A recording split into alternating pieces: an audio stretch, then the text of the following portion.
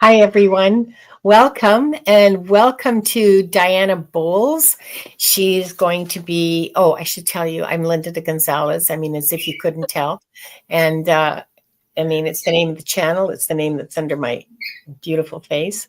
And I'm happy to see everyone here. I see Diane's here and Gray.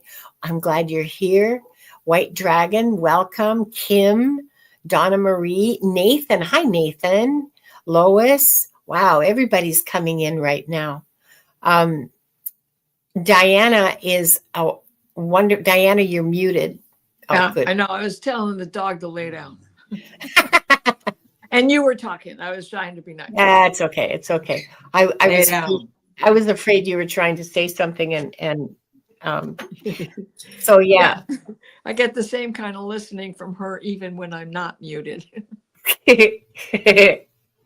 So, Fleck, hi, nice to see you. I haven't seen you in a while. CJ, hello, welcome. Welcome to all of you. I'm so excited. Hi, Amanda Carroll. I'm glad you're here. Stay for as long as you can or as long as you like. There's a lot going on this week. And we're all worried about our friends and family in California. It's a really, really Volatile. Yeah. It is a dystopia. It is all gone. Malibu doesn't exist. Really? Pacific Palisades doesn't exist. Will Rogers State Park burned down, but they did get the horses out.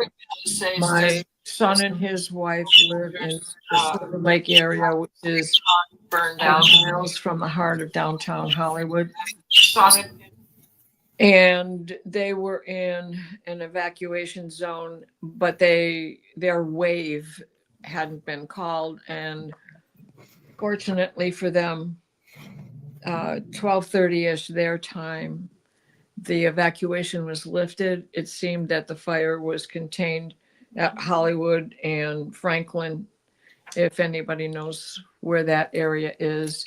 So it was a very long night and a very sleepless night for me. So, because I'm the mom, and moms just never give up. No, of course not.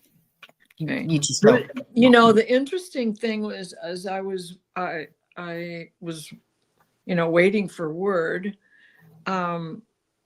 I found a channel, and I believe it was CNN, that had a continuing helicopter coverage of the burns in the Hollywood area, in through all of that area. And at one point I went, this guy says the same stuff over and over again.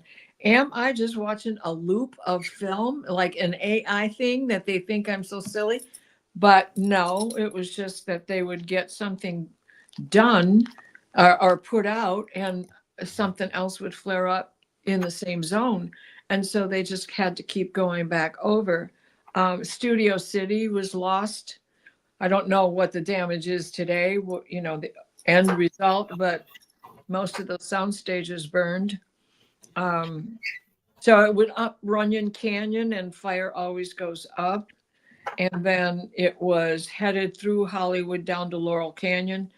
And my stomping grounds were there in 1968, but you don't forget that stuff when you've been there, and hung out there.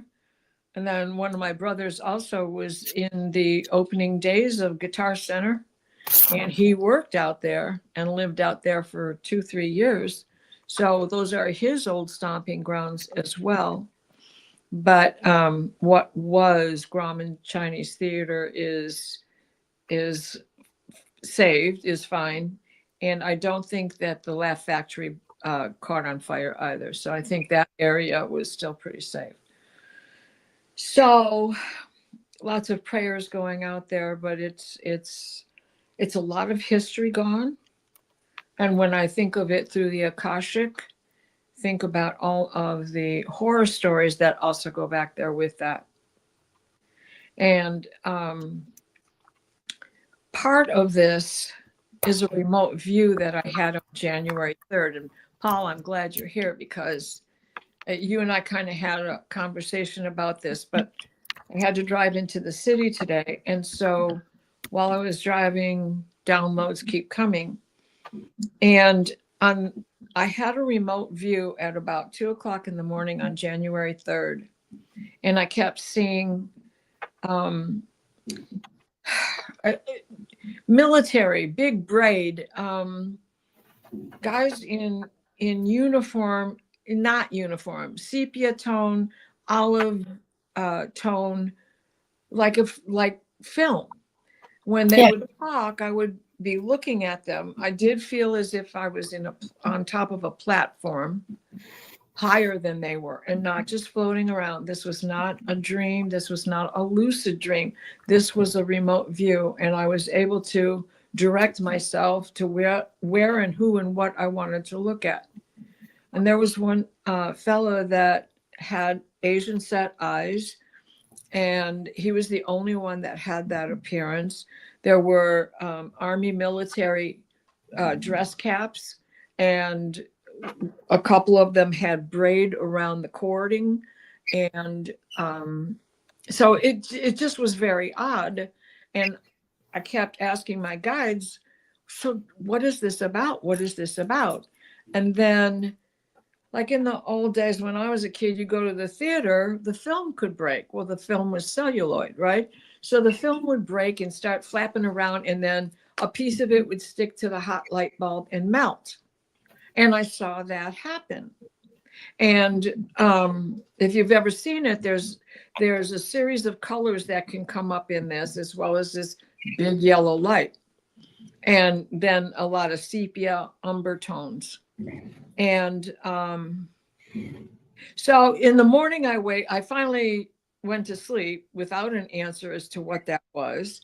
And in the morning I wake up and I'm trying to stretch and get ready to get out of bed. And I'm thinking about it. What is this? What is this? And I grab my phone and I have a text message from White Dragon.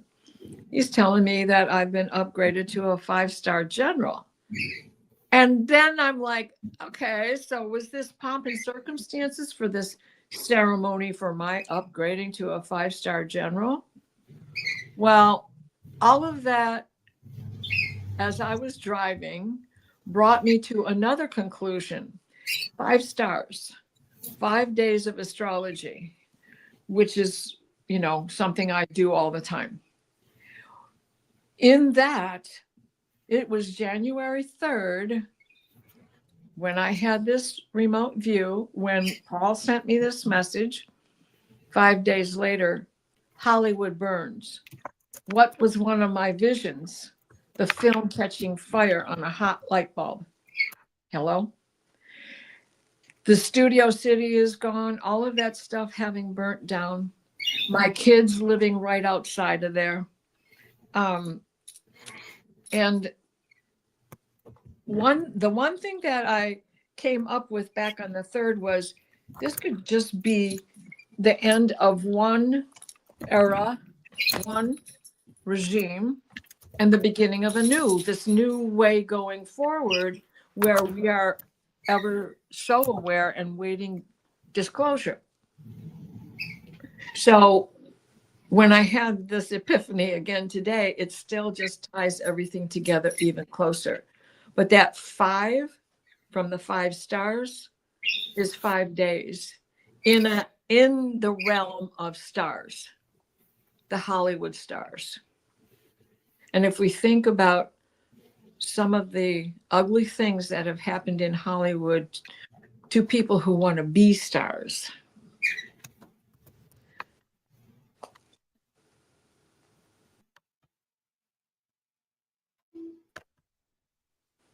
I don't know what happened. I'm so sorry. I do.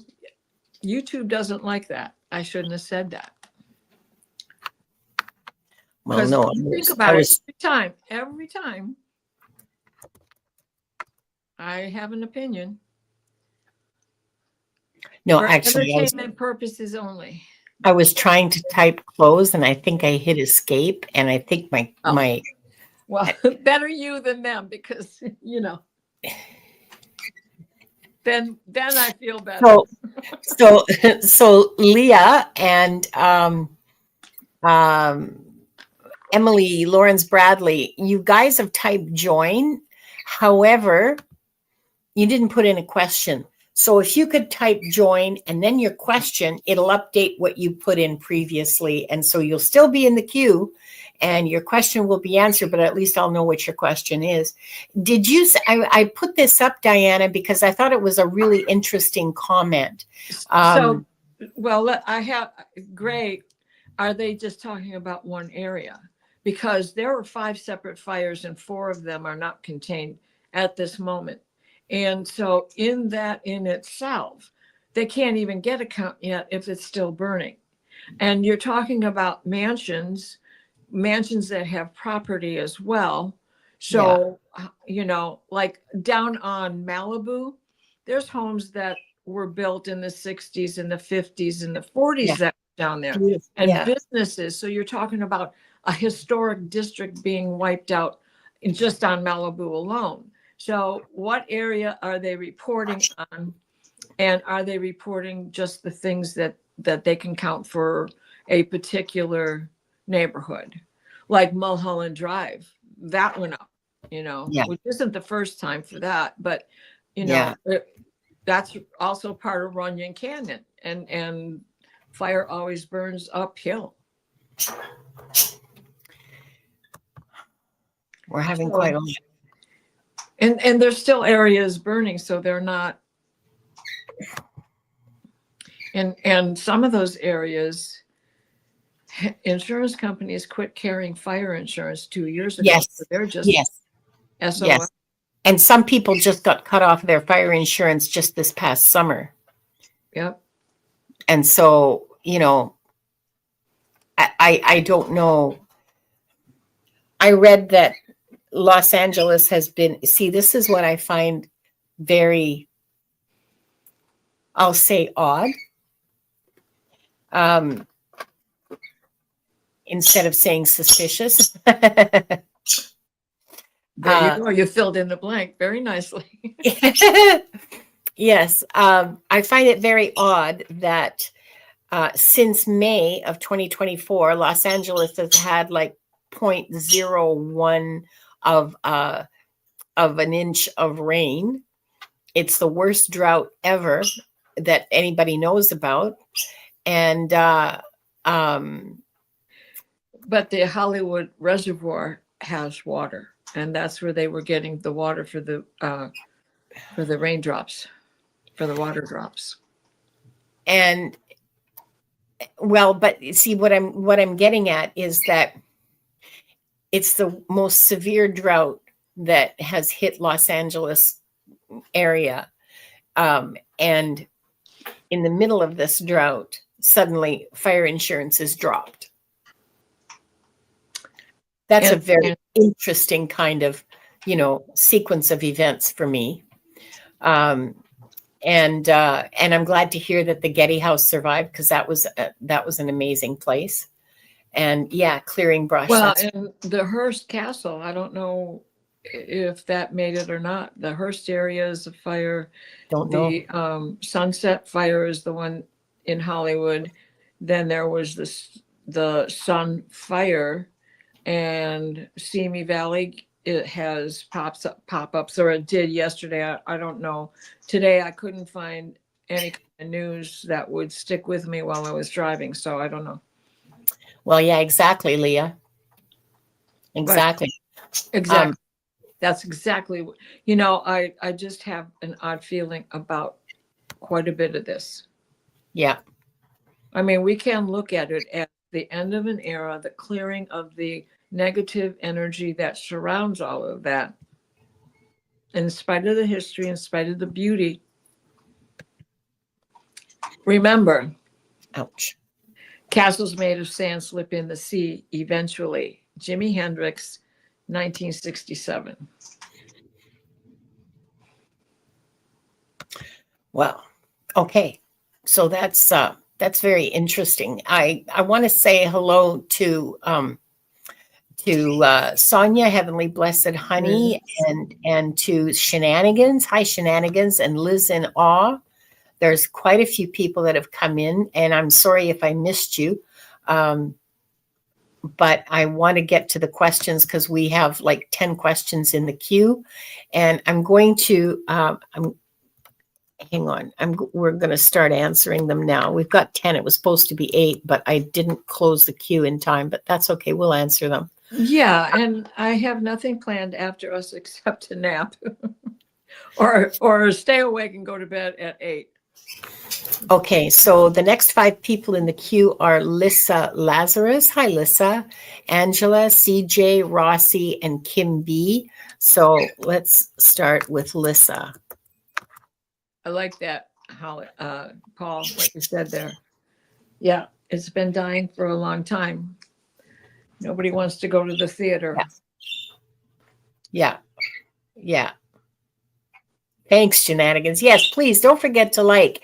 And if any of you are lurking, please subscribe because it's free and it helps me grow my channel. And Lissa wants to know. Oh, you know what? I forgot to read the opening prayer. It's okay. Begin. Okay. 3 deep breaths. When you breathe in through your nose and fill yourself up all the way down to your toes. I wasn't supposed to rhyme. Breathe out through your mouth. Hold it, breathe in, hold it for a few beats, like 4 or 5, and then let it out through your mouth. And we're going to do 3 deep breaths together.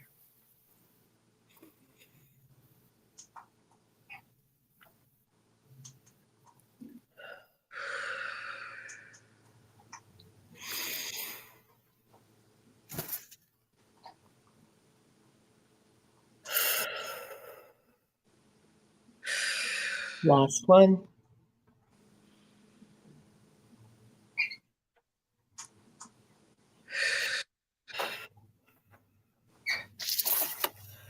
We are surrounded by the pure white light of divine source.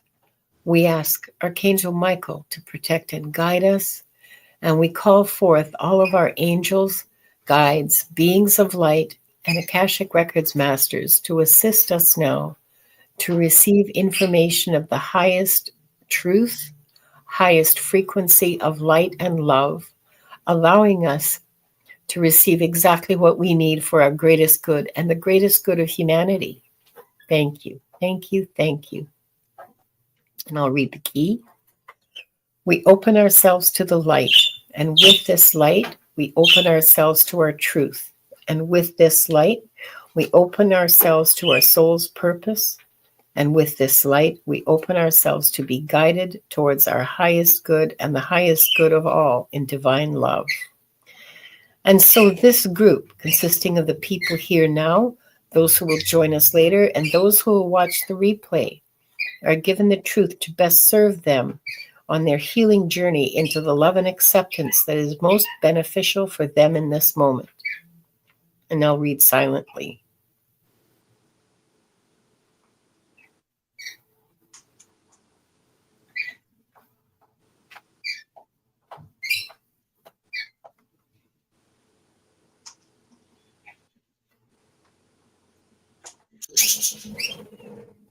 And with this light and guidance, we unlock the energy fields of this group to receive the records of their souls. If you haven't had your question, if your question isn't in the queue to be answered, please stick around anyway, because I'll tell you from my own personal experience and from my own observation. Sorry, I'm just adjusting my my monitor here. I want to say thank you to Amanda for talking about the Hearst Castle. 1968 was a long time ago. Though I was there, I certainly couldn't tell you about where the Hearst Castle was located. So thank you for bringing that forward. Is Lissa Lazarus here? Because Diane says the first question seems like an error. It's a question from last week. Well, what the heck?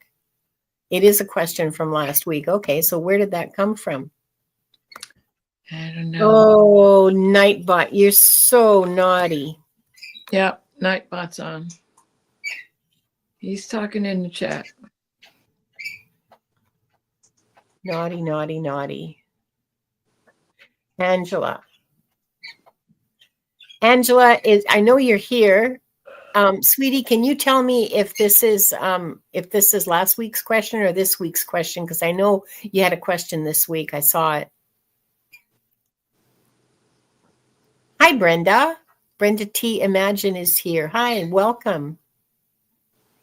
Universal Wisdom. Yeah, that's not Nightbot's title for sure. Oh, it is this week. Okay, good. So whatever that was is cleared. Okay. Can you tell me about a past life where I opened my psychic gifts and what those gifts were? Do you want to take that or shall I? I'm halfway there. Go for it. Okay.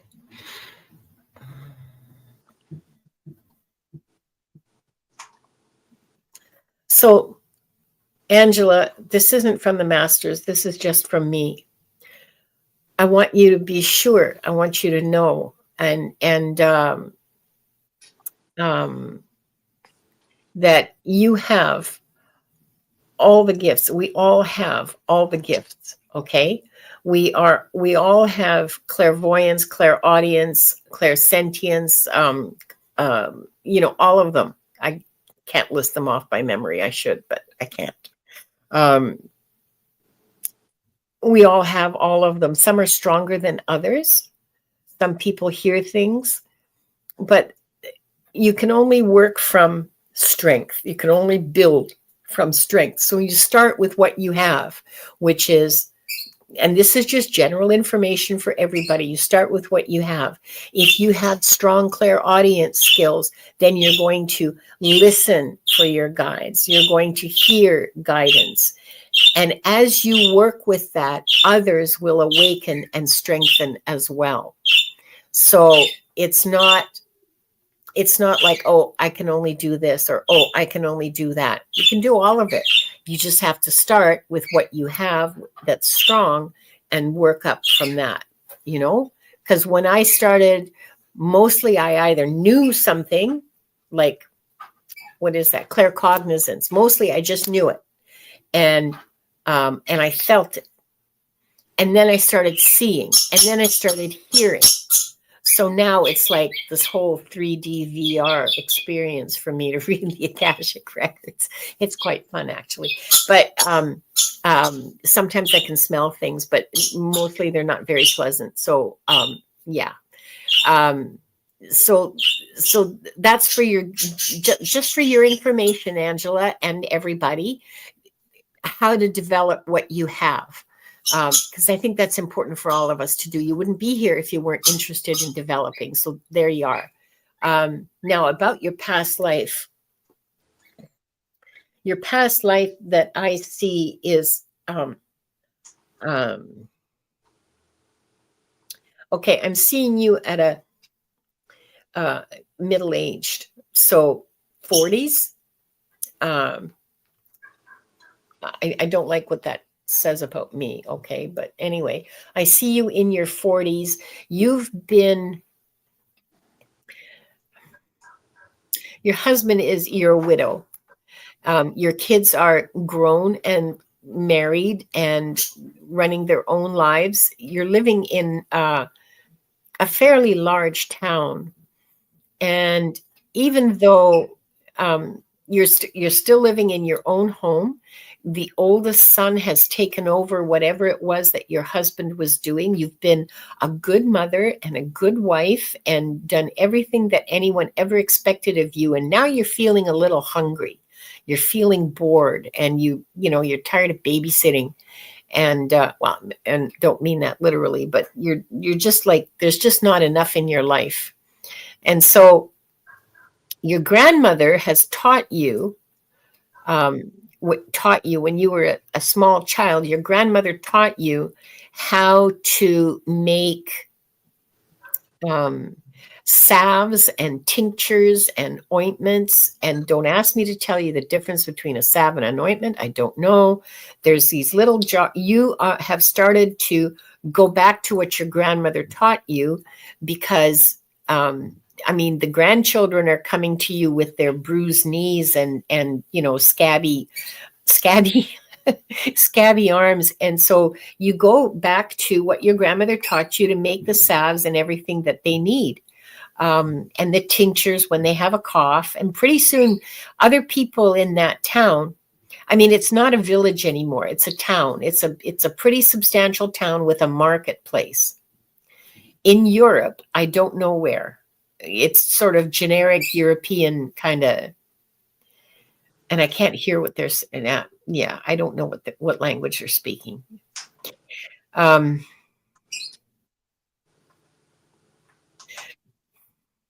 So people start coming to you for the salves that you produce, the willow bark for willow bark tea.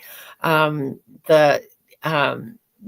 have actually, your grandmother taught you really well, and you're not aware of how deeply ingrained in you this knowledge is, how deeply you've assimilated it. So you go out into the woods and, the plants talk to you. I mean, it's not really the plants. It's like the elementals. It's the plant elementals. But for you, your immediate perception is that that plant is talking to me. No, don't pick me. I'm not ripe yet. Wait a week and come back and get my berries then. Wow.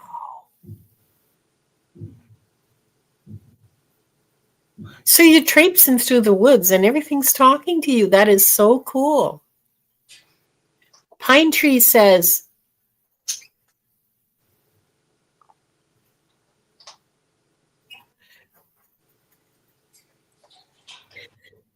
yeah.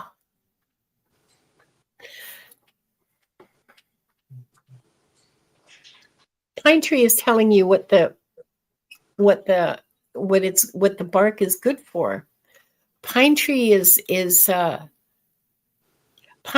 telling you to boil its needles for a cleansing wash. Like when people have dirt in their wounds and stuff. Wow. Okay, so Angela, I'm blown away. I've never seen anything like that. That is the beginning of your psychic. That is the opening, if you will, of your psychic gifts. That's the first time that you experience them.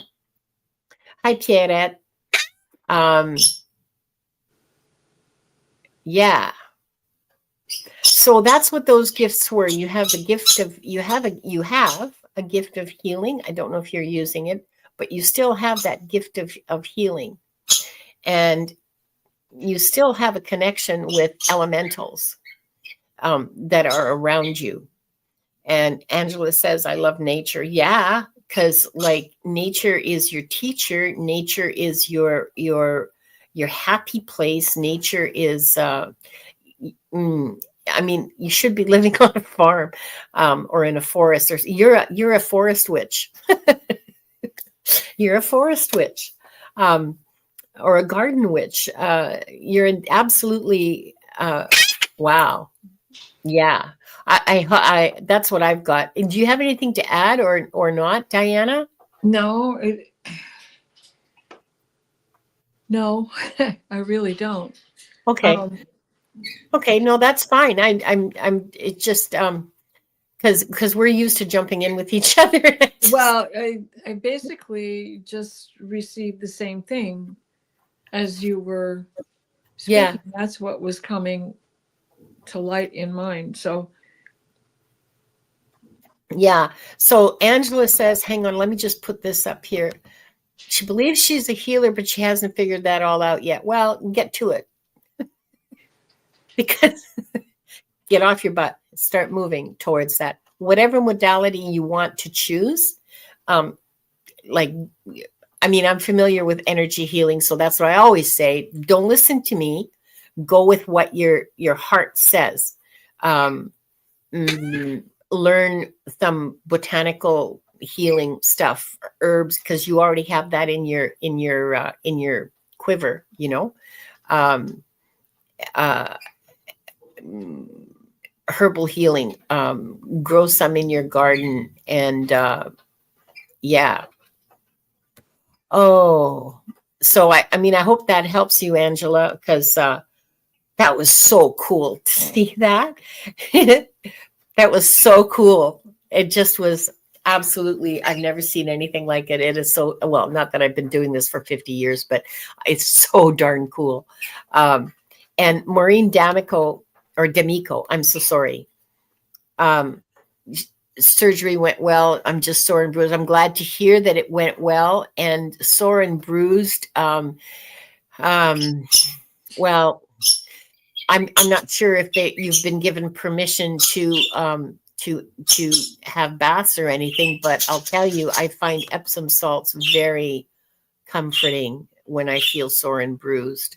So I'm really happy that you went through your surgery well, and that it all went well. Good. We love good news. Definitely. We love good news. Definitely. Okay. So next for Diana. Ouch. Wanda, stop it. She keeps I keep making faces because she keeps nipping my arm. Because she's on my lap. She didn't want to climb on me just as well. Okay. Next person in the queue.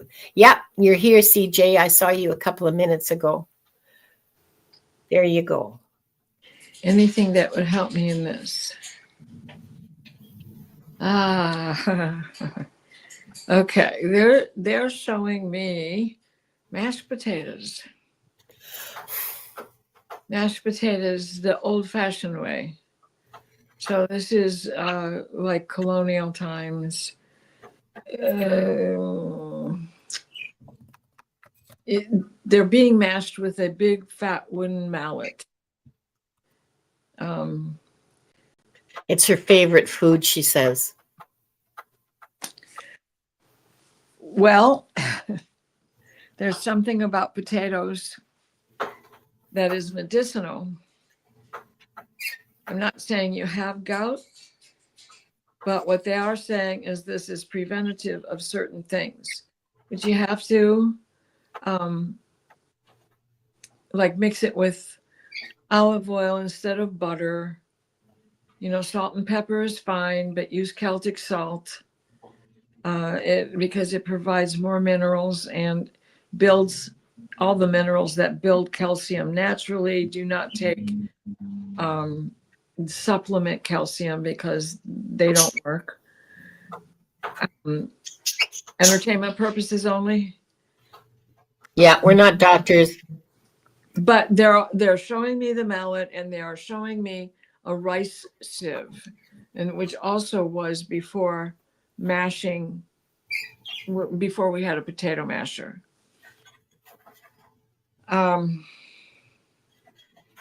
Like a pestle. Well, yeah, but a ricer is like a sieve, and yeah, it has a pressure hammer inside of it that you push, squeeze together, and it squirts out. It's a ricer. So there are this. Okay. You are here in the United States before it is the United States with your Irish background. The potato famine, you lived through it and then you came here.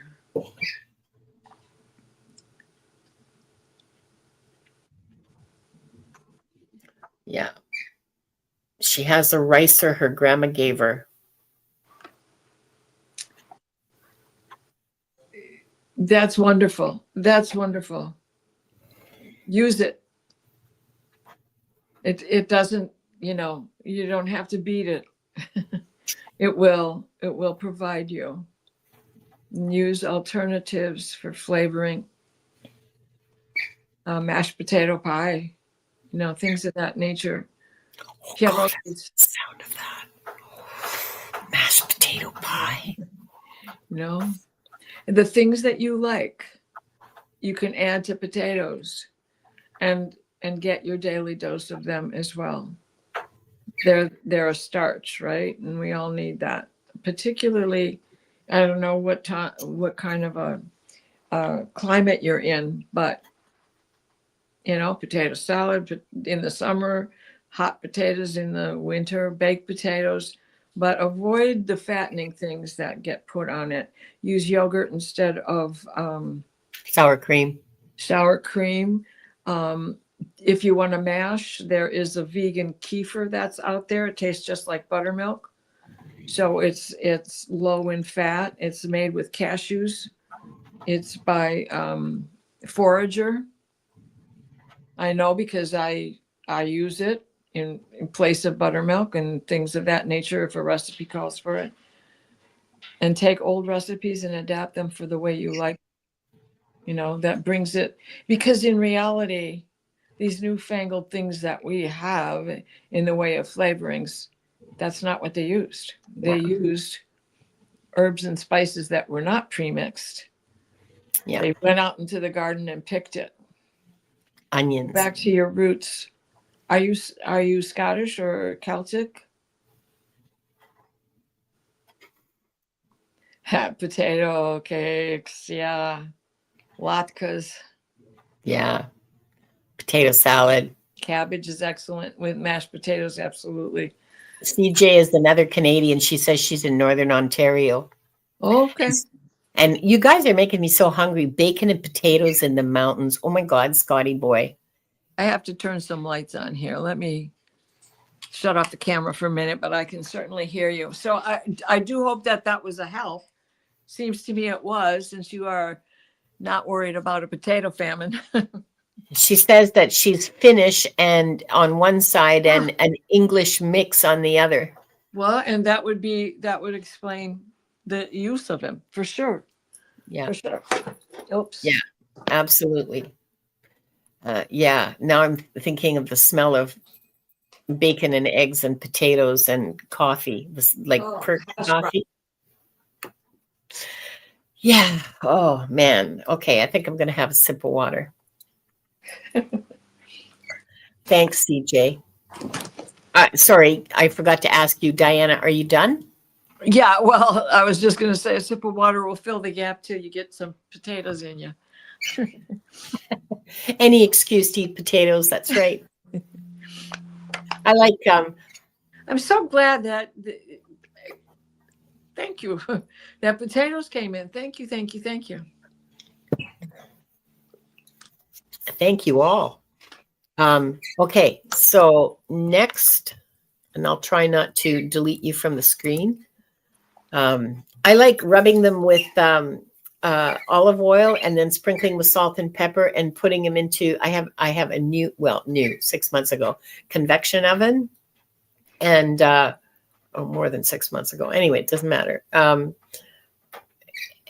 what about half an hour at 400 degrees? Oh my God, the skin is crispy and the inside is flaky and tender. And I just eat them naked. Like I don't put anything on them. Oh, they're so good. They're so good. That way they are good for you. Yeah. They are a cure for gout. I mean, they do help people who do have gout over acid, too much acid. But of course, excuse my face there. I'm taking these socks off. I love my feet bare. I love my feet warm. Next person in the queue is Rossi, who wants to have a reading on your ascension progress. Oh, okay, Rossi.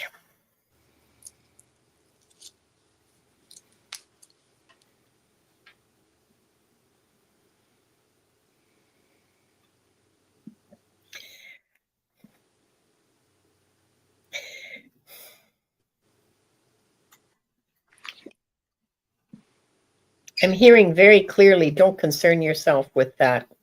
Concern yourself with putting your one foot in front of the next every day.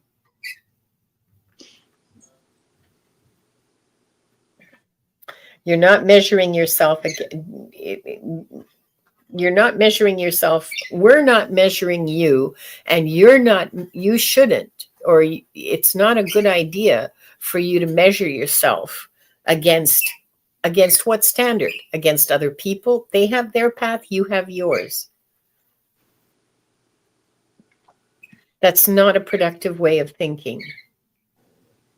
A productive way of thinking is to every day stretch yourself. Every day try to do 2% more. Just a little tiny bit more.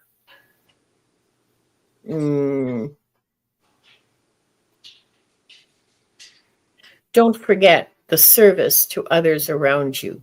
Don't forget just the small acts of kindness to people you encounter.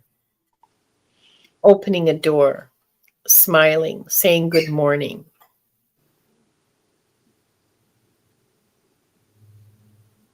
These are things that are often ignored or discounted, but are critical on our spiritual path.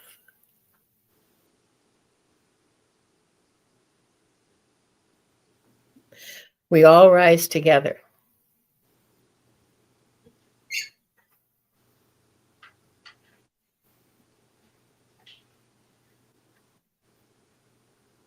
And they're showing me,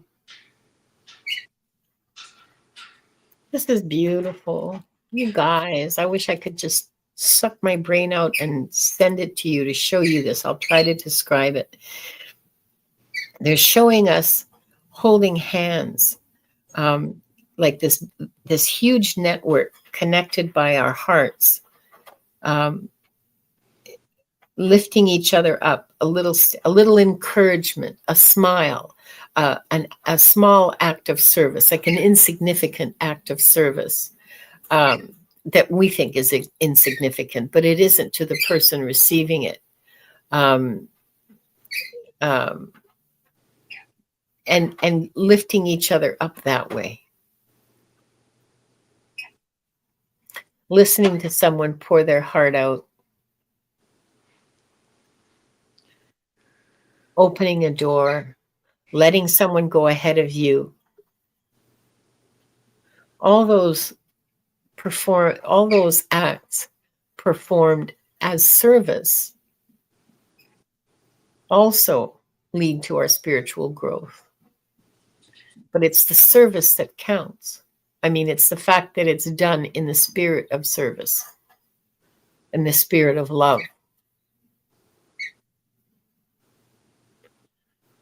So don't worry yourself about your progress. You're taking your path. Your feet are well set on your path, and you're taking it one step at a time. And that's what you have to do. That's the nature of growth, is one step at a time.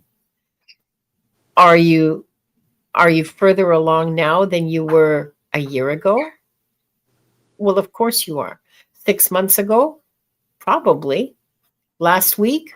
Well, I hope so. It's not something that we can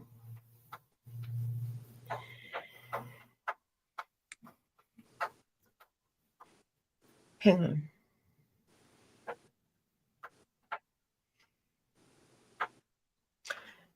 Humans are too caught up in this whole measuring thing.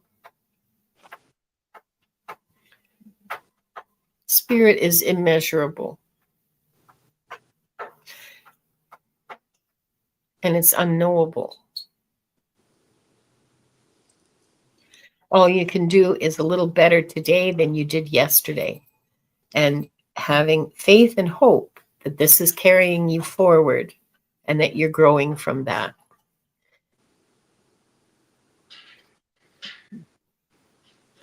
Well, can I add, Rossi, I heard you are very good at recognizing and identifying.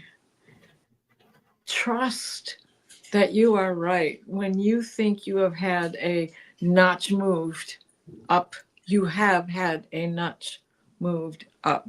And you can help others with all of this. So trust yourself when it comes to yourself. Rossi says she's been feeling stagnant. Well, you know what you have to do? You have to move. You have to do. You have to take action when you Well, feel and there's a stagnant in the air because Mars is retrograde. We cannot take action on anything, any of us. Things, especially when you start things when a moon is in course of void. Course of void Oh, is like the last 12 hours yeah. that the moon is in a sign, getting ready to egress into the next one. And that is if you start something here, chances are pretty good it's not going to get finished. Yeah. I was more thinking about moving your body, like dancing or going for walks. I wasn't thinking about moving in terms of starting new projects or anything, just literally moving. But even in that, Mars is the planet of action. And so that forward action of kind is tough. It's hard to say, because there's Mars going, instead of, let's do. Like he go for does, it. Yeah. Right? Yeah. So it takes some convincing, talking yourself into it. But do it in shorter increments. And when I say starting something new, that's like you can still get the materials together, create the list of what it is you want to do, create a regimen for what you want your exercises to be, and how to get that physical movement. And then during the course of void moon, use that as that's your break day. That's your cheat day, if you will. That's your just take it easy day until you build yourself to the point where it doesn't matter. I'm doing it. You just change the hour of the day in which you do it. Yeah. Mars is going to be like this for 7 months. Something outrageous, just like last year. Remember, he did this last year too. So I hope that helps, Rossi. Really, we just all need to stop worrying about measuring ourselves against some, like what? Standard. Yeah. Who standard? Who set it up? What standard? Is this, is this some standard that I've never heard of by somebody I don't know, who I don't really care about? Or, I don't know. And even if you don't understand or don't feel it, trust me, we are under solar maximum and we're all getting a blast from it, even if you aren't as stressed out as some folks get with it. And thank you, Annie Bear. No, I haven't slept yet. Yeah, that's why I wanted to limit the questions, just so that we can make sure that Diana can, being a little tired sometimes heightens my vision. Well, yeah, I still don't want to, Oh, Kim B, I just now saw your donation. Thank you so much. That was very kind. I'm sorry I didn't. I'll put it up. Thank you very, very much. 1111. Ooh. So, Scotty, what you say there, stagnant seems to linger, but growth pops up on you so quickly. Exactly. If you've ever sprouted mung beans, lima bean. Sorry, the fastest one to go is a lima bean. You only have to soak it in water overnight. And when you split it apart, right in the scar, you can already see the beginning of the plant, the root, and the little tiny white leaf that eventually will be a green leaf that you can stick in the ground. So you're right. Sometimes stagnant is the moment of gestation. Yeah. So gathering materials or just getting the list or the plan laid out in your head, not even on paper. Yeah. Yeah, I hope that helps, Rossi. It's yeah, I hope that helps, and I hope you get through the stagnance, the doldrums. without Mhm. too much fuss and stay in the light. That's all I can tell you is just to have faith, have faith and hope is what they said to me, faith and hope. And like 2% a day. Oh, and look, next person in the queue is Kim. I would appreciate an Akashic reading for my mother and me. Ooh, you had a real good reading with you and your mother not long ago. I can't remember when it was. Up to you. You go, Diana. This is your question. Okay.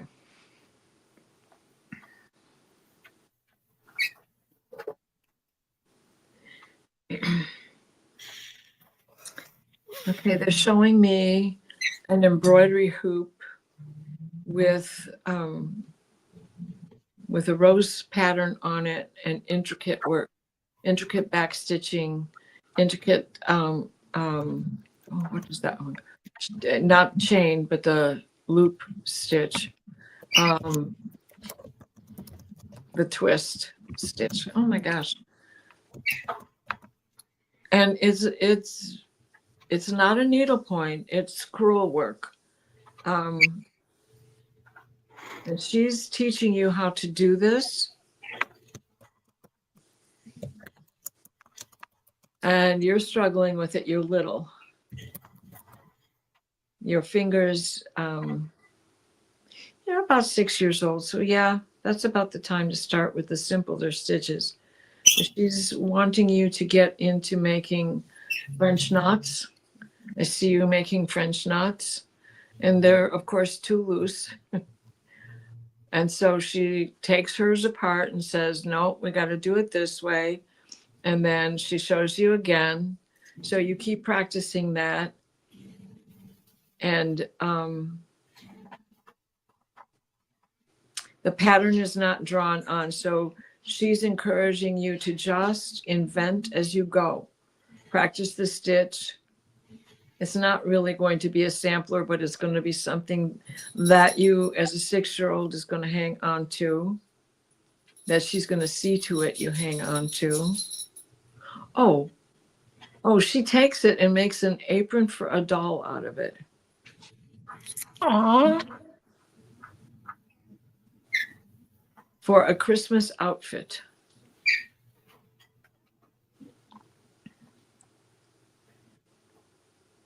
And it's a smaller doll, like the size of a Betsy McCall or the smaller Madame Alexander's.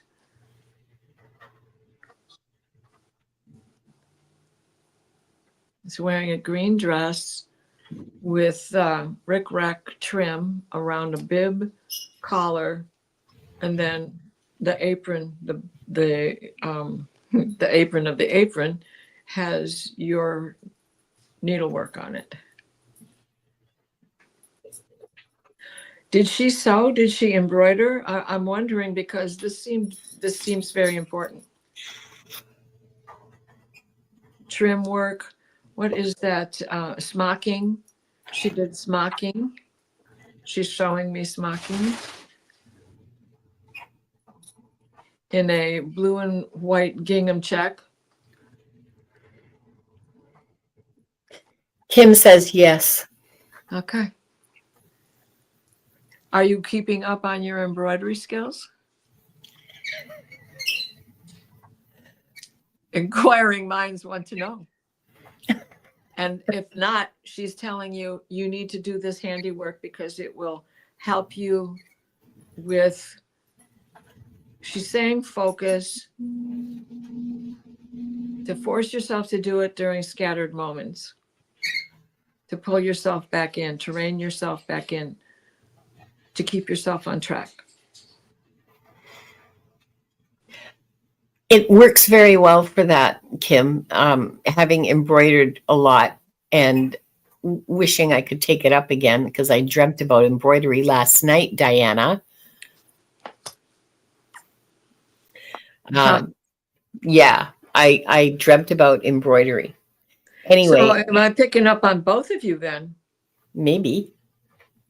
But I find it can apply to more than one person in the audience. yeah, and that's the Or magic. channel. That's the magic of readings, is that even if your own question hasn't been answered, you can find an answer through someone else's question. Because honestly, I always found embroidery to be. Kim says she sewed and learned to, I guess you mean crochet, when she came to the U.S. Well, And cricket is it's a game, yeah. So I think she means crochet. but cricket is also it's a machine that cuts out. Right, okay, yeah, okay. I But don't know. when did she come to the U.S.? That's my question, because I don't know how long ago that thing was invented, but I don't think it was more than 10 years ago. Yeah, she was 7 when she came to the U.S. Kim was, and so that was probably like 100 years ago. So I learned embroidery in Vietnam. Oh my gosh, the embroidery in Vietnam is fantastic. amazing. Fantastic. Yeah. Oh, such beautiful crewel work. Yeah. She crochets. She made when I came to the U.S. Yeah. She says her mother crochets. She made Afghans. Okay. So yeah. So it sounds like handiwork it is, and you need to go back to doing it. Yeah. Yeah. Cross stitch, Rossi. Yes. Yes. It's by doing these things, there's a pattern. Even if there's a pattern of stitches, there's a pattern of a sequence of stitches, and in that counting, you get back in tune with the numerology within your body, within your own system, within your nervous system, within your red blood cells and white blood cells, and all of that is focus. It's not. It's like you see the patterns, and then those patterns move on. Like how look at crochet is one stitch, but it's a variation on that one stitch. Yeah. Is it a single crochet, a double crochet, or a triple? Is it a back post, front post? But it's all still one stitch. So, it's things like that. Yeah. Awesome. Yeah. That's exactly right, Annie Bear. Handwork of any kind is really helpful in focusing, and also like not focus. I can't describe it, but for me, that's how it feels, is I'm focused, but I'm not focused. It prevents the devil's workshop from taking over. Oh no, my mind's the devil's workshop no matter what's going on. I really hope that helps, Kim. I think it was a lovely message. Thank you so much, Diana. That was a great message from the Akashic Records Masters. I'm glad it helped, Kim. Cut beer cans. Oh, I remember that. I remember those too. That one in Girl Scouts. Cut out beer cans. That's hilarious. West around 1976. Yep. Yeah. It's in great shape. I love it. I love that you can still wear it on the 4th of July.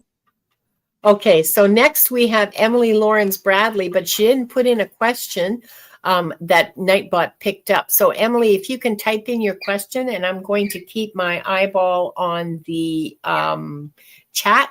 And oh, good. Kim says that it gave her comfort because her mother's not doing well right now. Okay, hon. Yeah. And what is your mother's name, so I can put her on Joan of Arc's altar with you, so that Joan will hold space when I can't? Kim, can you put in your mom's name? Hi, Sag girl. You can't be added because we've been on for an hour and the questions were closed like at, I don't know, quarter after. So we have a limit today of I think it was 9 questions. Yeah, please repost your question, Emily. Her name is Lisa. Her mom's name is Lisa. Okay. I wore it at the Peachtree 10K race 1 year. Awesome. Okay. I'm sorry. Her mom's name is, say it again. Lisa, Lisa. Oh, Lisa. I don't know why I kept thinking Lena. No, Lisa. Lisa and Kim. Is she in your care, Kim? Yeah, she is. Okay. Oh, happy to do that for you, Kim. Happy to do that for all of you. And welcome, Sag Girl. I mean, I'm sorry that you can't have your question answered, but stick around, and you may get some insight and some guidance from someone else's answer.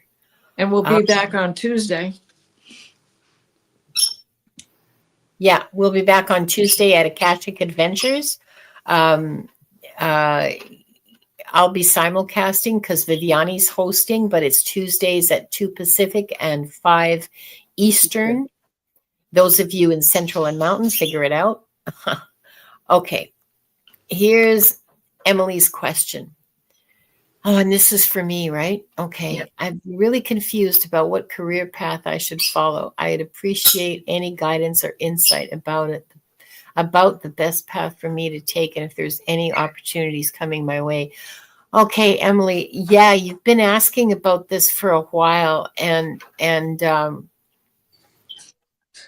thing about, okay, you say confused, and I think that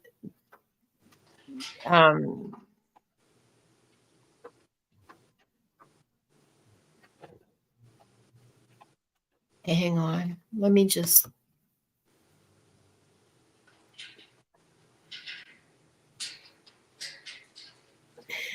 Confusion is about potential. It's about imminence. It's about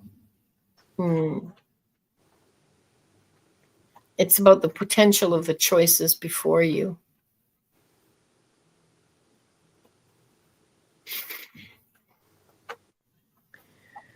And it requires that you look at your goals. Instead of looking at what's in front of you, look at what you want to achieve. Look at what you love to do. Because you can't achieve anything lasting without love. Whether that's like relationships or whether it's like knitting a sweater or a pair of socks.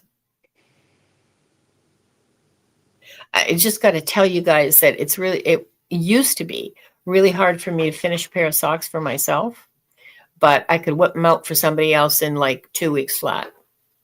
And I realized that it was a pattern. Not the knitting pattern, but a pattern of behavior where I discounted myself and my wants and my needs. And so, yeah. So, my point. Yeah. And so, how funny we have this conversation 2 questions in a row. Yeah. So the best path for you to take. And then she says, hang on a second here. How to support myself in the future, but also not feel unfulfilled. So why can't your calling be your career? Yeah.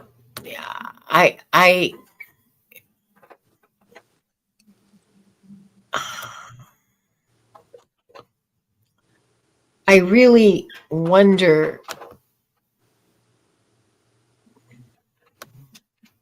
why your calling can't be supportive to you.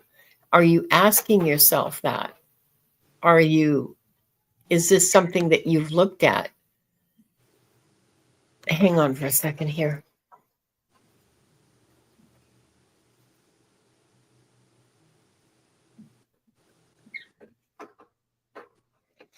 Okay. So I have a picture. The masters are showing me a picture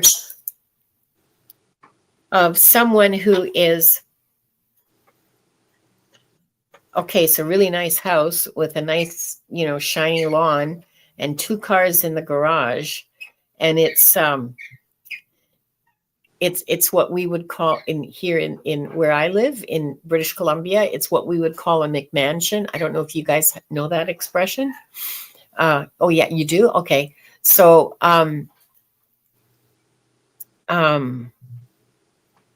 so it's big and it's grand. It's really beautiful, actually. Like it's not a crappy house at all. It's a very elegant house. It's very big and it's very grand. And I see you in it. And I'm not seeing your body. I see your being. And you're all shriveled up. And you're not happy.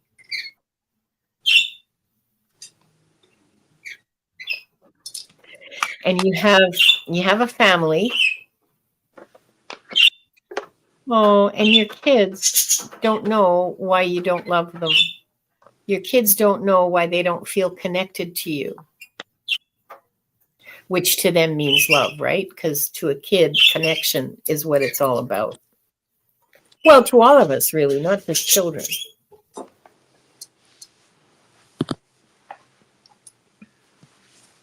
And you don't know why you're not happy because you have everything you wanted.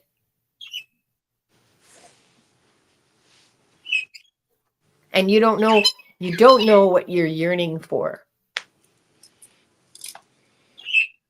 But you just feel this yearning in your heart.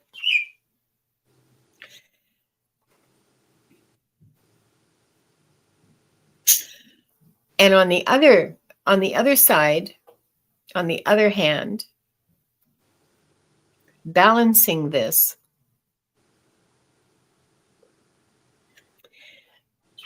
is a bright spark who's working really hard, but every minute that they're working, they feel real joy and real passion and real connection, but it's a struggle.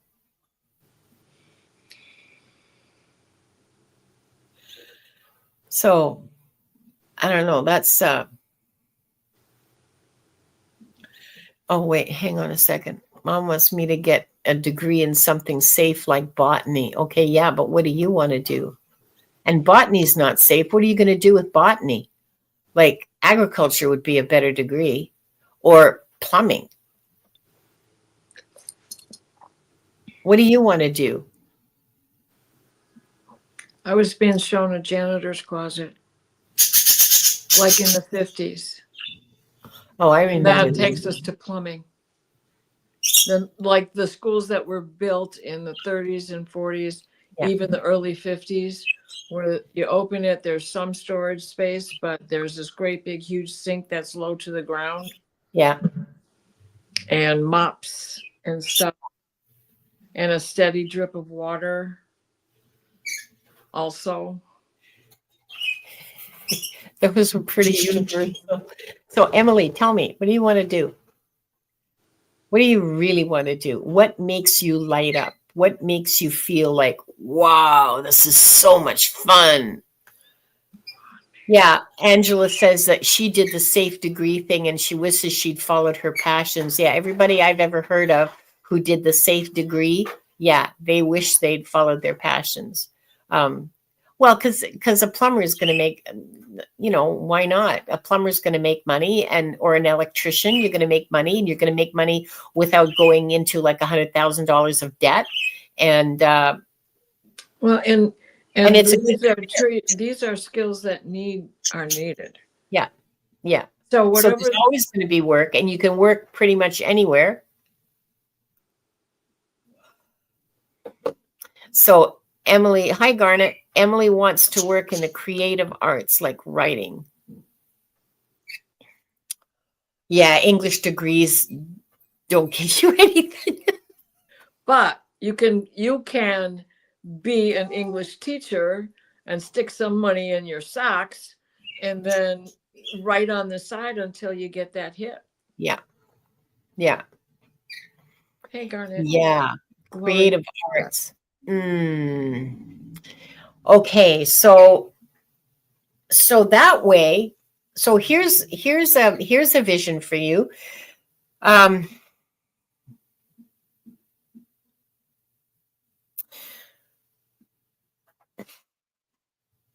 Find a way to earn a living that's not going to suck you dry, which is why I suggested the trades, okay? Because you go to work, you do your job, you come home. Sorry, oh yeah. And it's good money. And when you get home, you do what you want. And I want you to, yes, Scotty, it's true. You do have to be creative to do trades, because it's not something that you can just sort of like slam Angles things. and patterns. Yeah, you have problem solving, you have all that kind of stuff. But if writing is your passion, then it may have to be that, like writing for TV or movies. Well, get to it. Get to it. I don't know how you get an agent. I don't know anything about writing, but if you're still in school, there must be teachers that you can talk to, or even Google it. Like there must be something on YouTube, like how to get a play written, or how to a screenplay written, how to do it, and who to send it to, and all the rest of that. But that's a pretty incestuous community.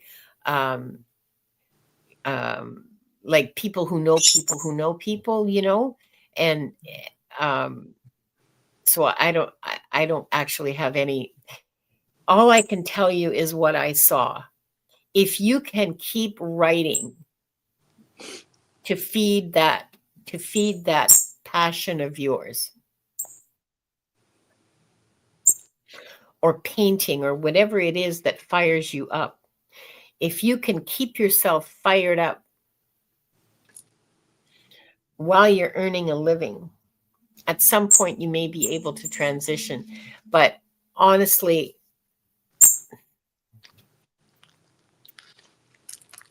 I mean, for entertainment purposes only, honestly,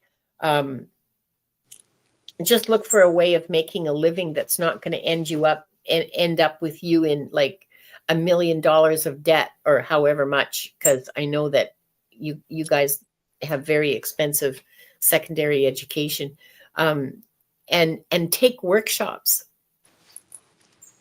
because there's playwriting workshops, there's screenwriting workshops. I know that because they have them here in where I live.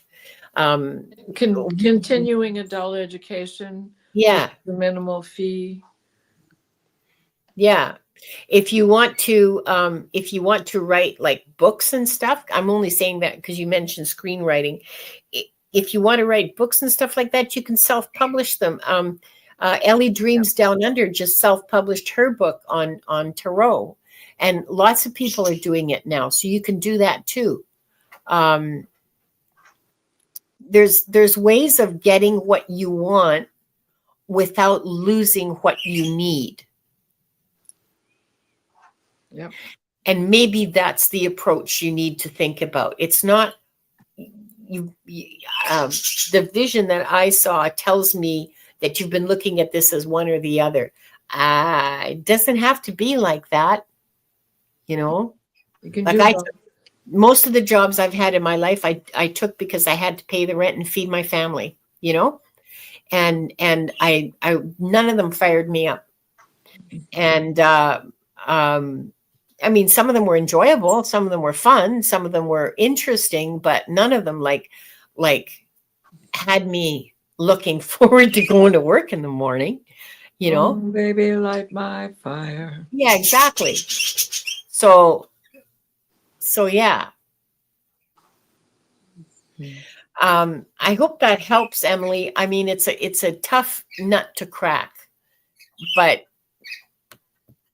try not to think of it as one or the other. Try to think of it as how can I feed myself and do what I love? Study botany and end up writing a show about that. I mean, if you like botany, there's nothing wrong with it. Gray, no, Wanda's voice hasn't changed. She's been really quiet, and the one you're hearing is well, I don't know which one you just heard, if it's either the budgie or it's Wendy, and they're having an argument. One's on one side of the cage wall and the other one's on the other, and they're looking at each other, and one's saying, I'm out here and you're not. Wah, wah. I don't know what they're saying. I'm so sorry. I'm so sorry not to be able to give you anything clearer than that. Like, it would be nice if I could say, do this, but no, it's your decision. You get to choose. It's your life. Free choice. Yeah, it's your choice. It's your life. Okay, so sorry. So next question is, let me type very carefully so I don't. Wanda, if you keep chewing holes in my clothes, I'll have nothing left to wear, and I will not be very happy with you. Go back to the jeans, Wanda. You're going to go home in a second. For you, Diana, Nathan Sipley. Hi, Nathan. Is Nathan still here?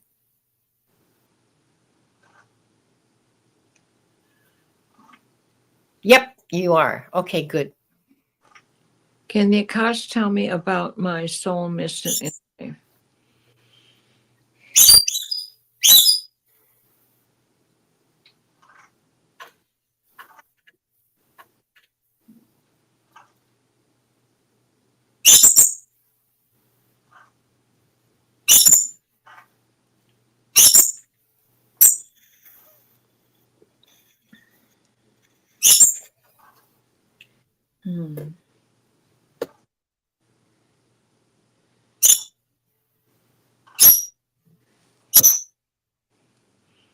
Remember, soul is about growing roots. It is not the same as spirit. They are not interchangeable. They are two different things. Your soul's mission pertains to contracts fulfilled and then moving on. The way to fulfill those is to reach higher, to measure for yourself the spirit of the thing that your contract is pertaining to. Ground, root in that. Let the spirit rain down and feed the roots. The mission is to be the best that we can in this human form,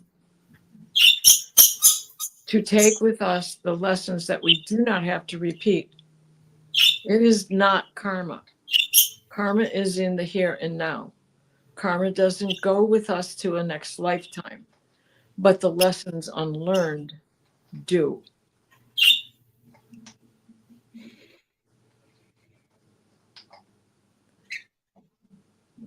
So your soul's mission would be to understand the contracts with the people around you that you have. The judgments, the anger, the release, the spirit in which you talk to yourself about how you speak to others and how you speak to others is where the lesson lies. Not to be the doormat, but to always use language that's understandable rather than dictative. End of transmission. I hope that helped. I don't remember everything that I had been saying. That was definitely coming from Gabrielle. So I hope that helped. Thanks, Diana. And thank you, Nathan. Yes, thank you, Nathan. See, the thing is, Nathan, the thing that really is the catch-22 in for us about our spiritual growth is that there are some things that we have to figure out for ourselves, you know, and our mission is one of them. Our purpose, our mission, however you want to phrase it, um, we have to figure it out for ourselves, Mm-hmm. and Right. we figure that out by following our hearts, by doing what gives us joy, by doing what brings us what brings us closer to ourselves. Right. Diana's saying karma doesn't go with us to the next lifetime. Interesting. Well, it doesn't, because karma is what we get in the moment and what we have to deal with here. The lesson that we didn't learn is what is going to follow us, and then how do we form the contract in the next life? That is where we try again to learn that karma. Because when we leave here, we're not of the earth, right? We are of a higher plane. And karma is an earthly thing. Yeah. Yeah. Scotty Boy said something really interesting that I want to put up here. We are not born in sin. We are noble creatures. That's right. We were created from source. So we have the divine essence within us. Each and every one of us is a piece of the divine. Yes. We're born in the image and likeness of God. God is sin-free. Yeah, exactly. Yeah. You know, there's been so many power ploys put on human nature. Perversions. Yeah, that too. Yeah. Things that are just, I mean, a lot of the misbehavior we see comes out of the fact that we get lied to from the time we're little, from the time of the negating of the divine feminine, which is the only way to bring back the divine masculine, is to have the merging of the two, because we all contain both. I might be a girl, but I have a masculine side, and I am in touch with that masculine side. Yeah. I can yell back and have an argument with somebody, or I can say, well, now explain to me how you got that, and then I'll explain to you why I think the way I do. Yeah. Yeah. So Nathan says that he remembers being spirit. He doesn't remember his contracts, but he will persevere. Yeah. Like, I don't think very many people remember their contracts. I don't know what my contract is, but I know when I'm doing it, because I feel good. You know, I feel good. It makes me happy. It gives me joy. I feel energetic. And I mean, I just feel wonderful. So I know when I'm doing it. And right under Nathan is Ryan, and he says, don't forget to not give in to your fear. Your fear is a very powerful tool. If you keep your fear, it motivates you to move out of the situation, to take away that which is making you, putting you in discomfort. Yeah. Or dis-ease. And so fear is a valuable tool if you use it properly. Yeah. And good. I'm glad it makes you happy. And because the life of service is a beautiful thing. So you go, Nathan. Hey, as an artist, Ron, the heck with the experts. Yeah, really. Primitive artists hang in the Smithsonian. Yeah. And did you ever see the size of their body compared to the size of their head? You know? Yeah. And Grandma Moses didn't go to art school. Not. So, It's just in the eye of the beholder. so Leah, I don't have a question for you from you. If you could, if you're still here, if you could please type your question into the chat if you're still here, which I think you are. Yeah, she said she was listening. It's up, up, up. I was Yeah, there reading. she is.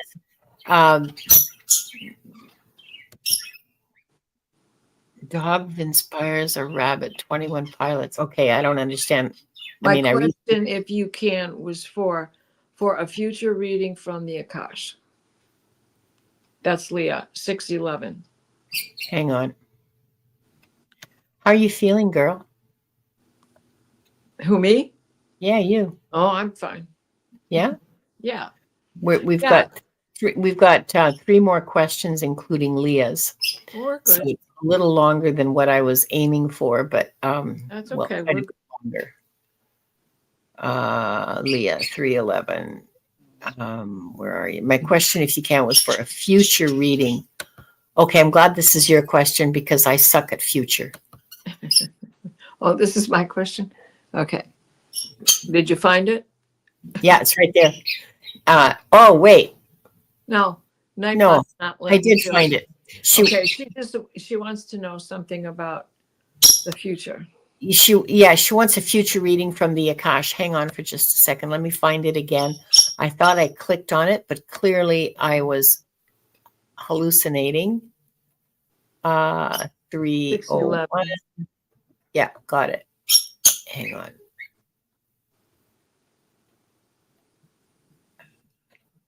Okay, here we go. Okay, there we are. And being shown a rowboat.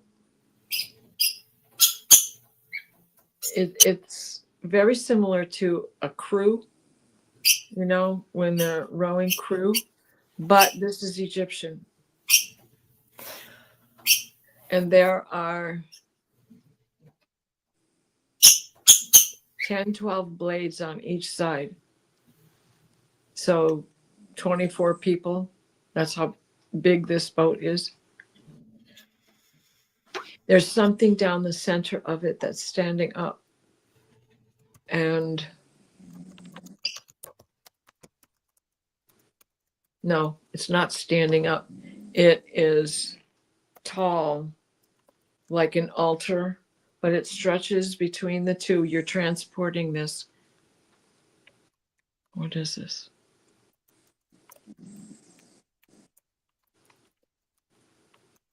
What is this?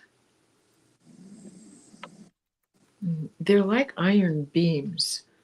That doesn't make sense if these are Egyptian times. This is an afterlife story.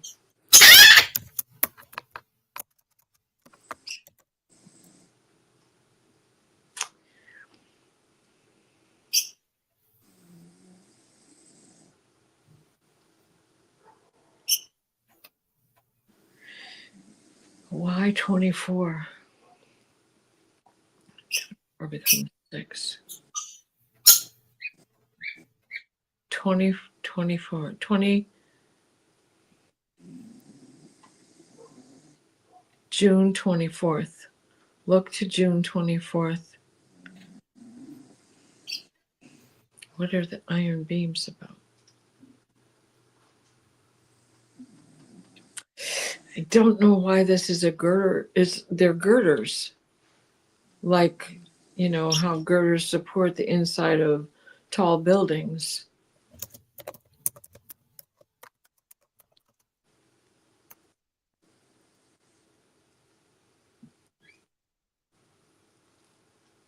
June 24th. June 24th. And rowing to, why?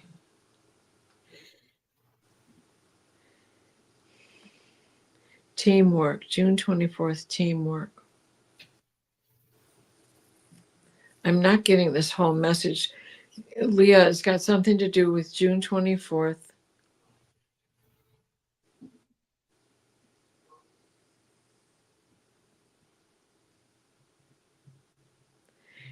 rebuilding, restructuring, moving forward with more strength, with support, with reinforcement, with could be a new home. They're very adamant about this water and these 24 blades. And the 6 comes from 2 plus 4 being reduced to 6.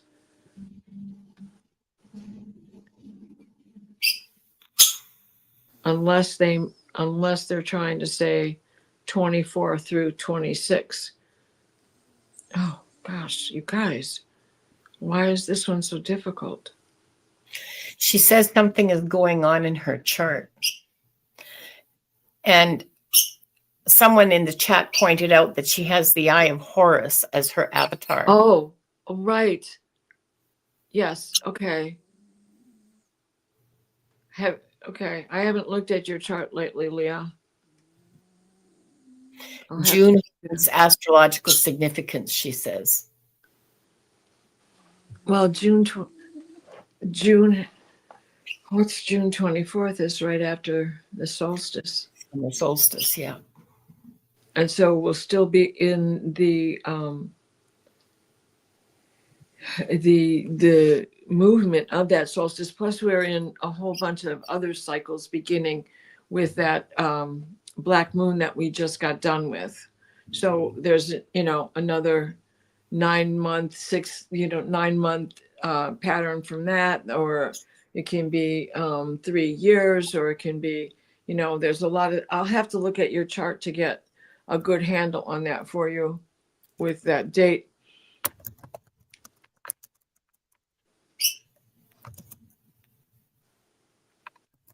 I'm going to Egypt, y'all. Or Egypt's already in you.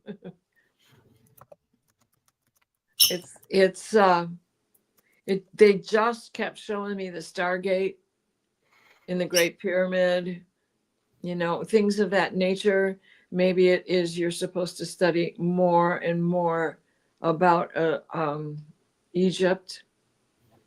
I'll have to look at. I'll look at your chart for you and see what the significance of those digits can be.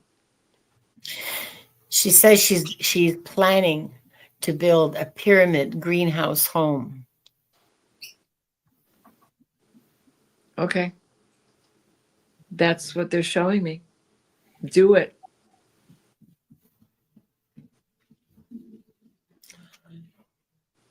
And Diane says it's going to be a greenhouse and a powerhouse. Yeah. Oh, yeah. For sure. Absolutely. Whoa. Okay.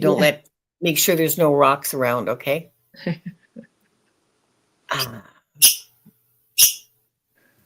I get such, when I try to look at the future, I get such jumbled up images and jumbled up information. It's really hard for me to make sense of it.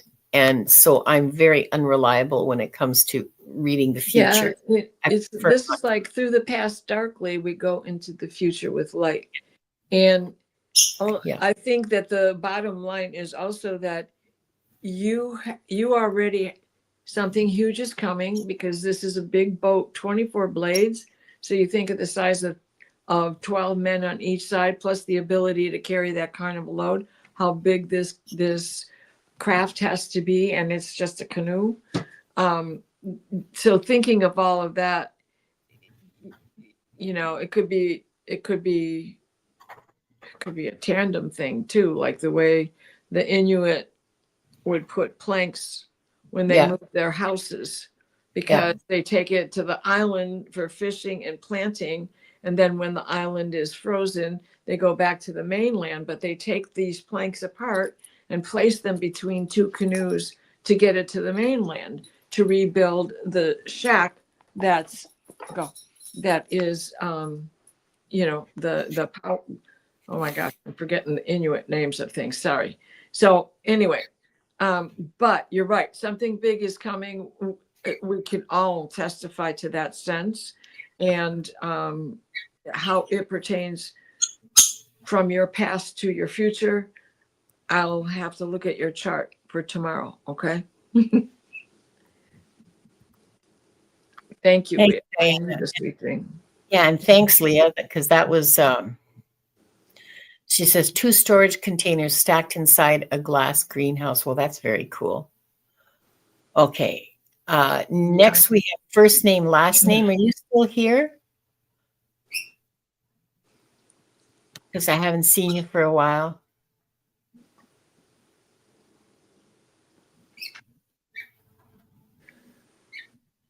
Oh, good. You're here.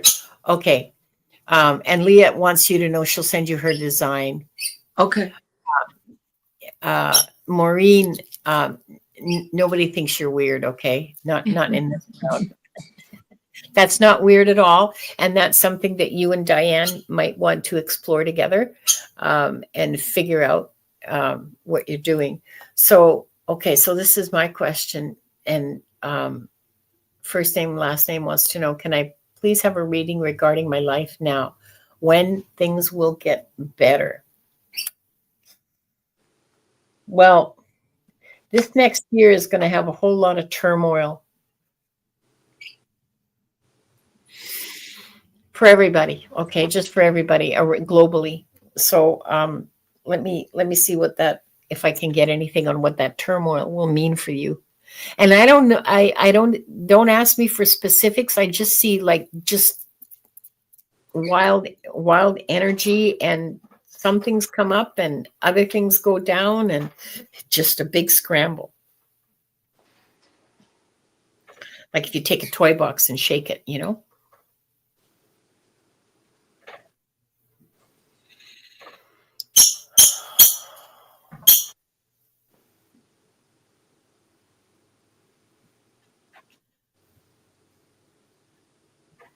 For you, it will be a year before things settle down and you gain some stability and you're able to improve the conditions of your life. This, hold on to your, develop frugal habits, thrifty habits. Buy only what's really necessary. Make sure that you have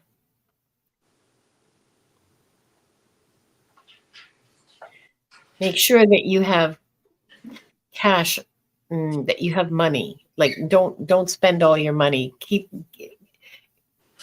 a reserve. You'll need it. You'll need your money. So be frugal with it.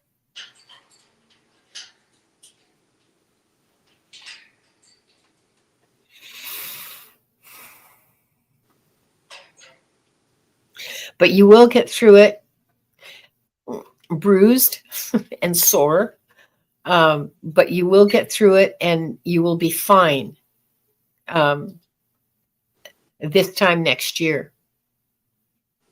This time, so in 2026, this will all be settled and you'll feel solid.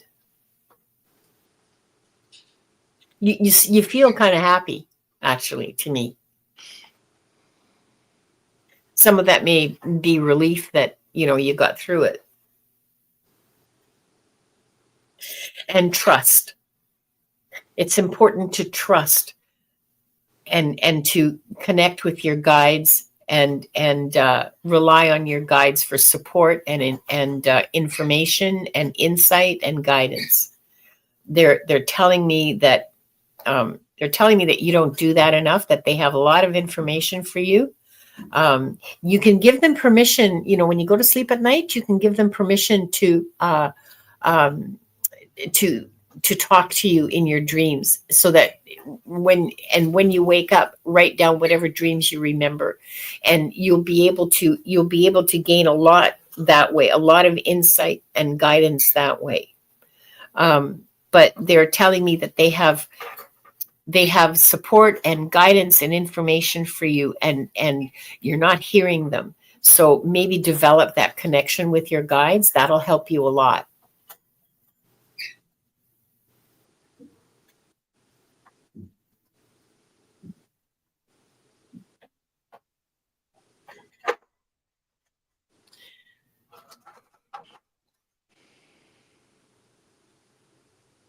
Do you have any feedback, first name, last name? Because that's all I have for you. And Gray, did you get a confirmation from Nightbot? Because I don't have you in the queue. I think what is making it difficult is the word incredibly better. Oh, I was just, didn't even ask about incredibly better. I just asked for improvement.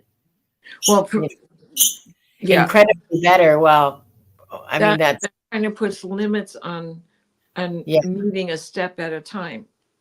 yeah. They said that they were hoping to get positive information for this year. Well, the positive information that I got, and Diana, you're welcome Diana, you're welcome to jump in here. But the information that I got was that it was going to be somewhat of a struggle.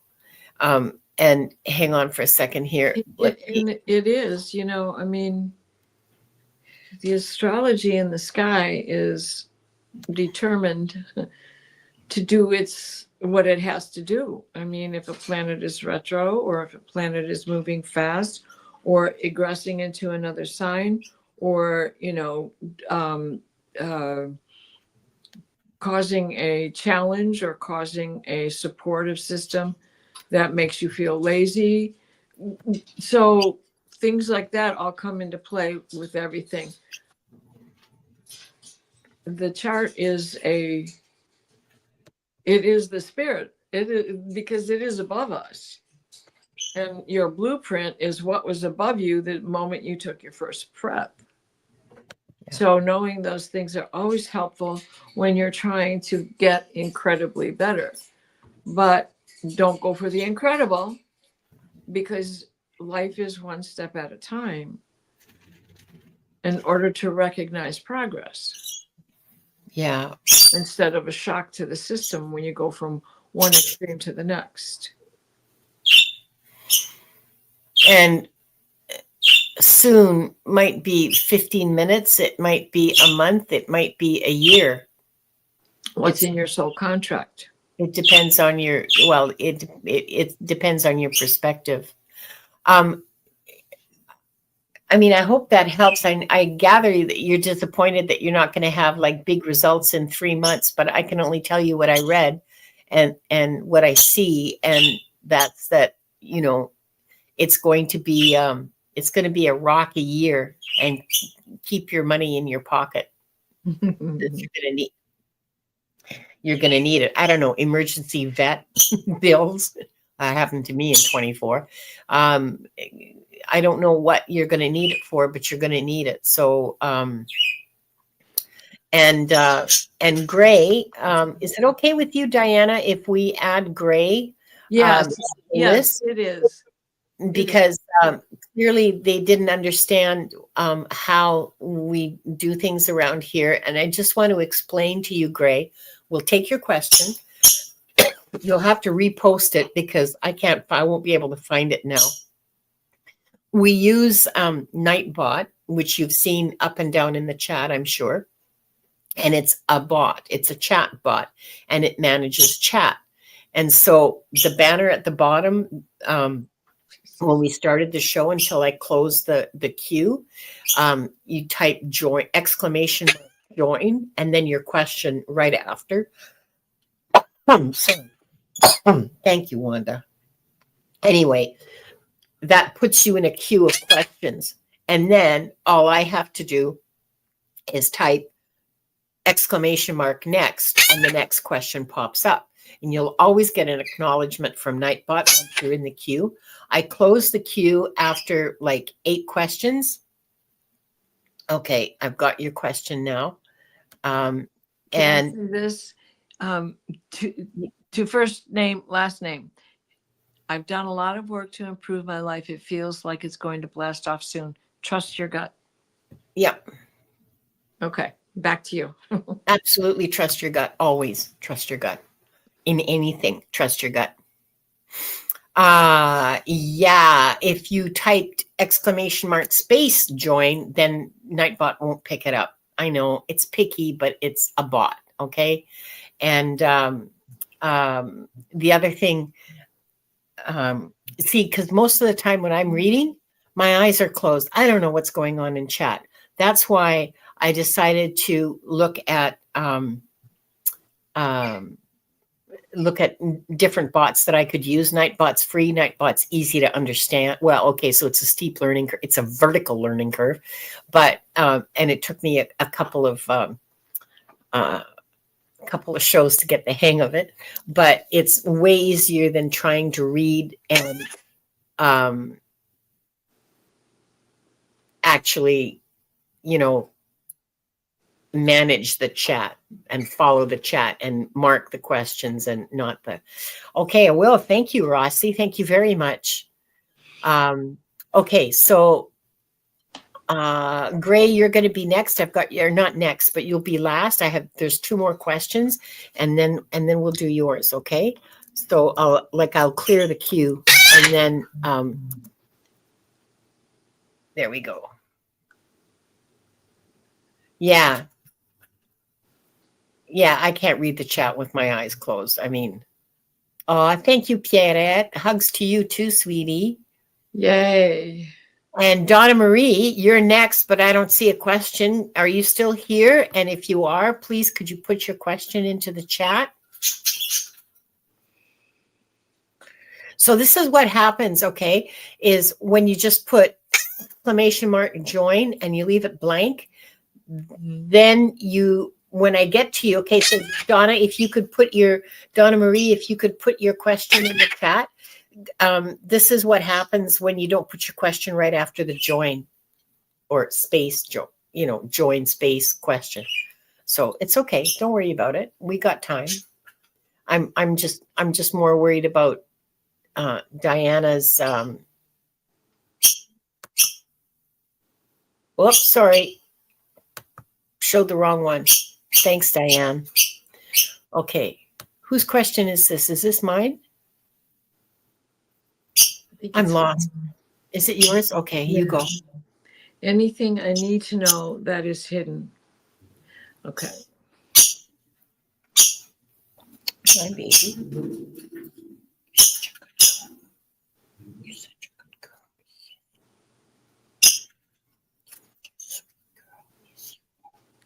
It's hidden.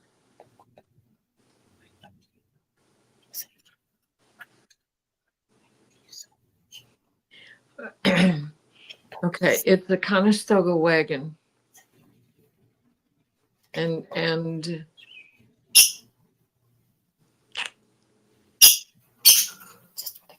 you are out west, but you are meandering your way into Canada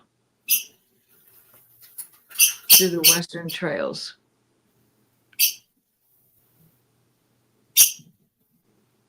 Now you're part of the gold rush and you're going up north to Alaska. Okay. Go north, the rush is on. Okay, you're leaving Seattle. You're playing out this song. Cool.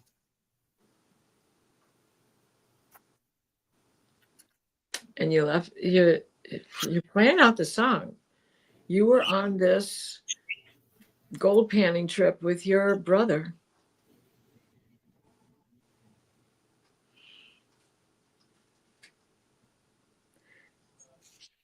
You had some success there, but it didn't pan out, as the saying goes. You saw the writing on the wall, you took what you found, cashed it in, and started a newspaper. Started a newspaper in a sloppy little town.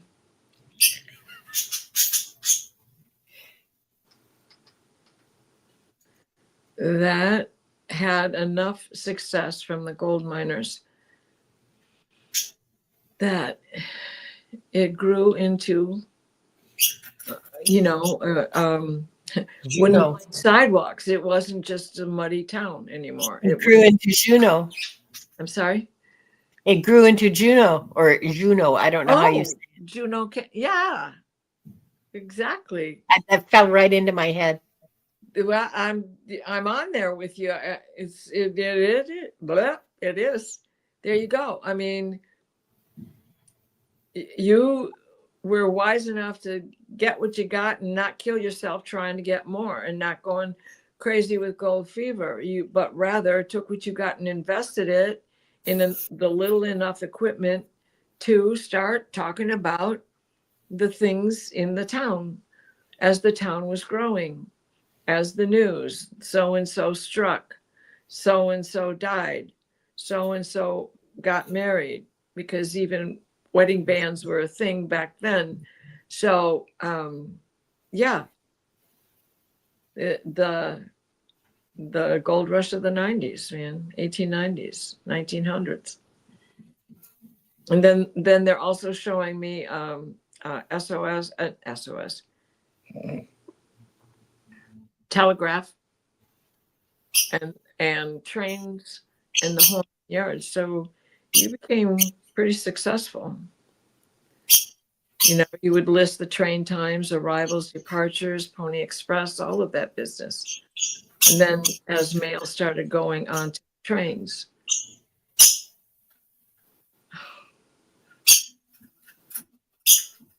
Poor Alice. I hope that helps.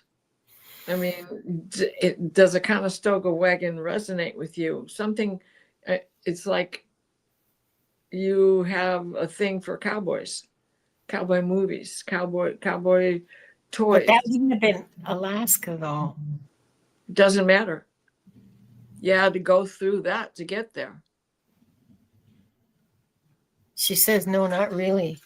Okay. Okay. Well, it's hidden. What would the life be without experiencing a sloppy town? I've lived in a few. I love them. Yes. Poor Alice. What's hidden? What's hidden? What's hidden? Show me what's hidden. I may have gotten sloppy town for another reason. Ellie Martin is sending me text messages.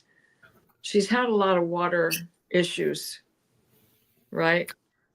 And her moon, her rising is Pisces, and it's been going on for a couple of years. And somebody was power washing her house and just broke the spigot outside, and there's a flood. Donna Marie says that her dad lived along the Gold Rush Trail. Okay. So you're connecting. So he's coming in and he wants you to start investigating your family line, and ancestry.com if you're not already a member, or do something to start following his trail. What was it? Lived along the Gold Rush Trail. This is awesome. This is where it's going to be hidden. This is where you're going to find it. I'm so glad, because when that message from Allie just came in, and it comes in a drop down, and stop it. Couldn't help but have it catch my eye. So that part of the message applies to both of you, obviously. Sloppy little towns. Her husband is doing family ancestry. Good. They're good. Oh, so much is going to come out. Wait till you get a year into it and you start finding cousins and other relatives you didn't know you had right along there. Another blood relative could very well be a sibling. I got big chills with that. I got big chills. And they're not stopping. So yeah. So Donna Marie, you have some Canadian relatives. Yeah, I hope you have fun finding them. And that is, it's already happened a few times. Oh, well, happened to me too. I found a sister like a year and a half ago. Well, half sister, but anyway, yeah. I hope that helps, Donna Marie. And she says she has many Finnish relatives that she's never met. Okay. So now you have some Canadians to add to that. But these you are aware of. So this is going to be somebody you're not aware of. Yeah. Many things are going to come to Blood light relative. you're Yeah. not aware of. And wait till your husband gets deep into this and you get deep into this and you start telling others what they don't know. Like their father used to be a priest and they had no idea. And they're in their 90s. Okay. So Gray, the queue has cleared. And so now it's your turn. Yes, God. And Relative. she wants a reading from her spirit team. Okay, yeah, I can do that. With maybe John Blair. Okay. I don't, yeah. You're welcome, Donna Marie. I hope that helps. I mean, it's certainly an interesting avenue to explore. Well, and that is validation for me that I wasn't barking down the wrong track. That's funny because there's a famous gold rush ghost town here in BC called Barkerville. Go to it. Okay. There are no mistakes. That's a synchronicity, and that could have a very big key. Go to Barker.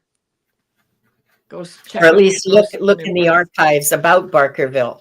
That's, yeah. Okay. So Gray. Thank you, Donna. Yes. His lineage. Oh, thank you, Dad. Yeah, I am in BC. I'm in the Lower Mainland. And Blair was an ancestor. Okay. Okay. Okay, great. Whew.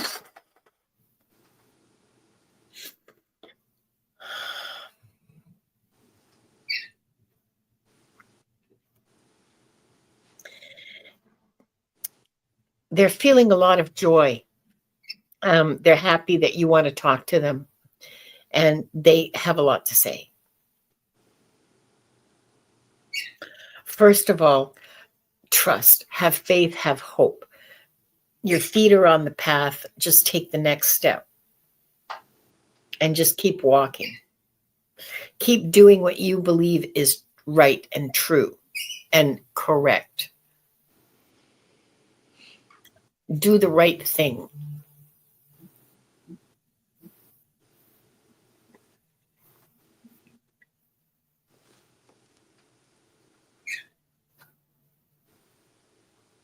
And sometimes that right thing is not going to be really clear to you. So you need to meditate about it and ask for guidance from your guides. And like I said earlier, if you have trouble like hearing them consciously or see or getting information when you're awake, you can ask them to talk to you in your dreams and then just write them. Be sure to write them down as soon as you get up, because once you get out of bed, I'm here to testify that it falls right out of your brain. Okay. So be sure to write it. Keep a notebook of some kind next to your bed, and just as you're waking up, roll over, grab it, and start writing. It doesn't have to be much, just a few key phrases. And then later on, things will fall into place in your head about what that meant. And it might take a month, it might take 6 months, but you have that record to go back and look at and go, oh yeah, I see that. That's what that meant. But they do want to be in closer communication with you. And so maybe also take the time to still your mind. And meditation isn't the only way to do it. Some people do it by walking in nature, and some people do it by physical activity like dancing or just walking, and some people do it knitting. But you still your mind so that they can be heard and their information can be dropped in, I guess.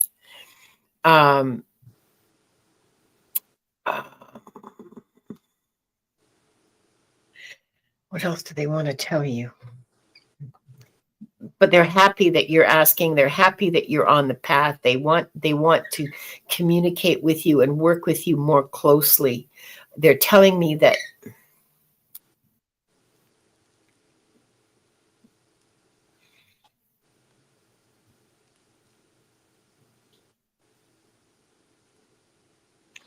I lost it. Hang on a second.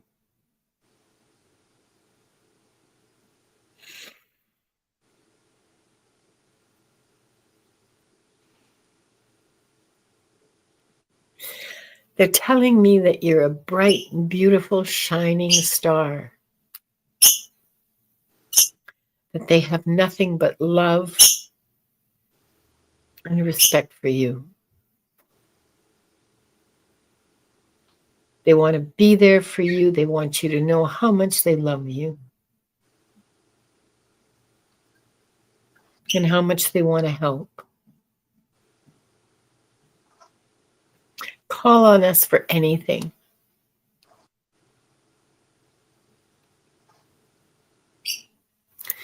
Listen to that little voice that you think is just some random thought. That's inspiration.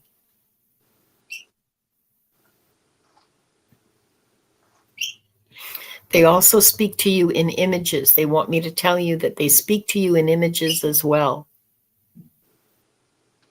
Not just thoughts, but not just like word thoughts, but also image. They send you images.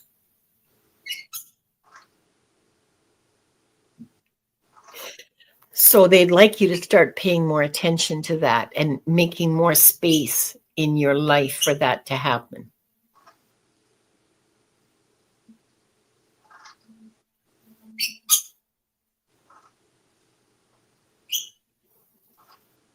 They're just joyful and loving. They're really sweet. Really sweet. Almost, I mean, I hate to say this because it sounds somewhat pejorative, but it's like they're like kindergarten teachers, you know? You know how kindergarten teachers are? Oh, good job. Well done. Have a gold sticker, you know, and like as an adult, that seems really stupid, but really that's how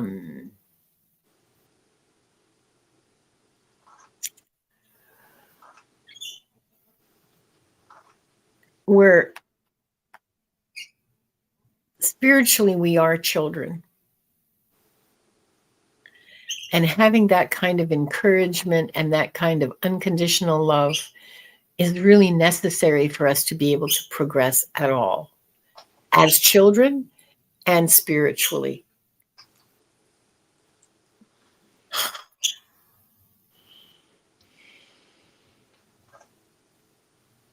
They are lovely, lovely beings, and they want the best for you. They want to help you. They want to give you everything that you need to keep going on the path.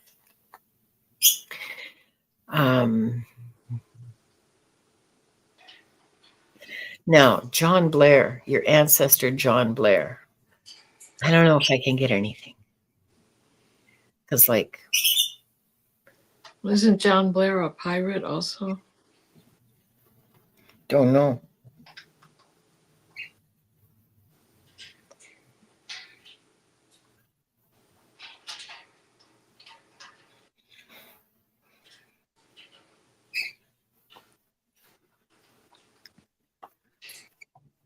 So I've got a big gruff man in front of me with light brown hair and a beard.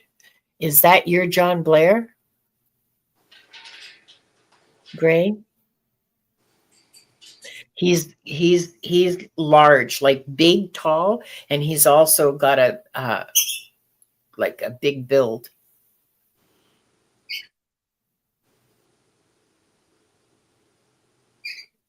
Well, yeah, John Blair is like a really common sort of name. I mean, not that common, but it's a name you'd remember. But it's also like if you think about the last, 4 centuries or something, that would be a name that she doesn't think it's him. Yeah, I'm having trouble connecting with. This is just a big bluff guy that just, yeah, I'm John Blair. Okay. So you're not the John Blair I want. Are you getting anything, Diana? I'm getting a pirate. I'm getting a tricorner hat with a big coat, you know, with the big cuffs and the long peplum, and fitted grade ho and a bottle of rum. Definitely a pirate or a pirate's life, pirate's way of thinking. I'm free. And that is something that you need to focus on is your freedom of choice, definitely, and going out and getting for yourself and doing things for the sake of yourself. She says a kilt's more likely. And Scotty boy, yeah, a Mormon pirate. Hang on, just give me a second here. Well, and there were pirates, there were Scottish pirates. This is, yeah, they came here. if you're not Gray's ancestor, I don't want to talk to you, so go away. So I want to talk to Gray's ancestor, John Blair.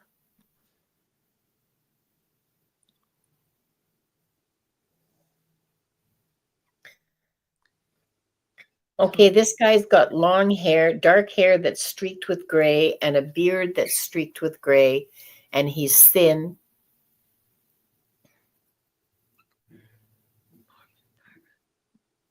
He's got a thin face, and he's in his 50s, probably, maybe, yeah, probably 50s. Stop it.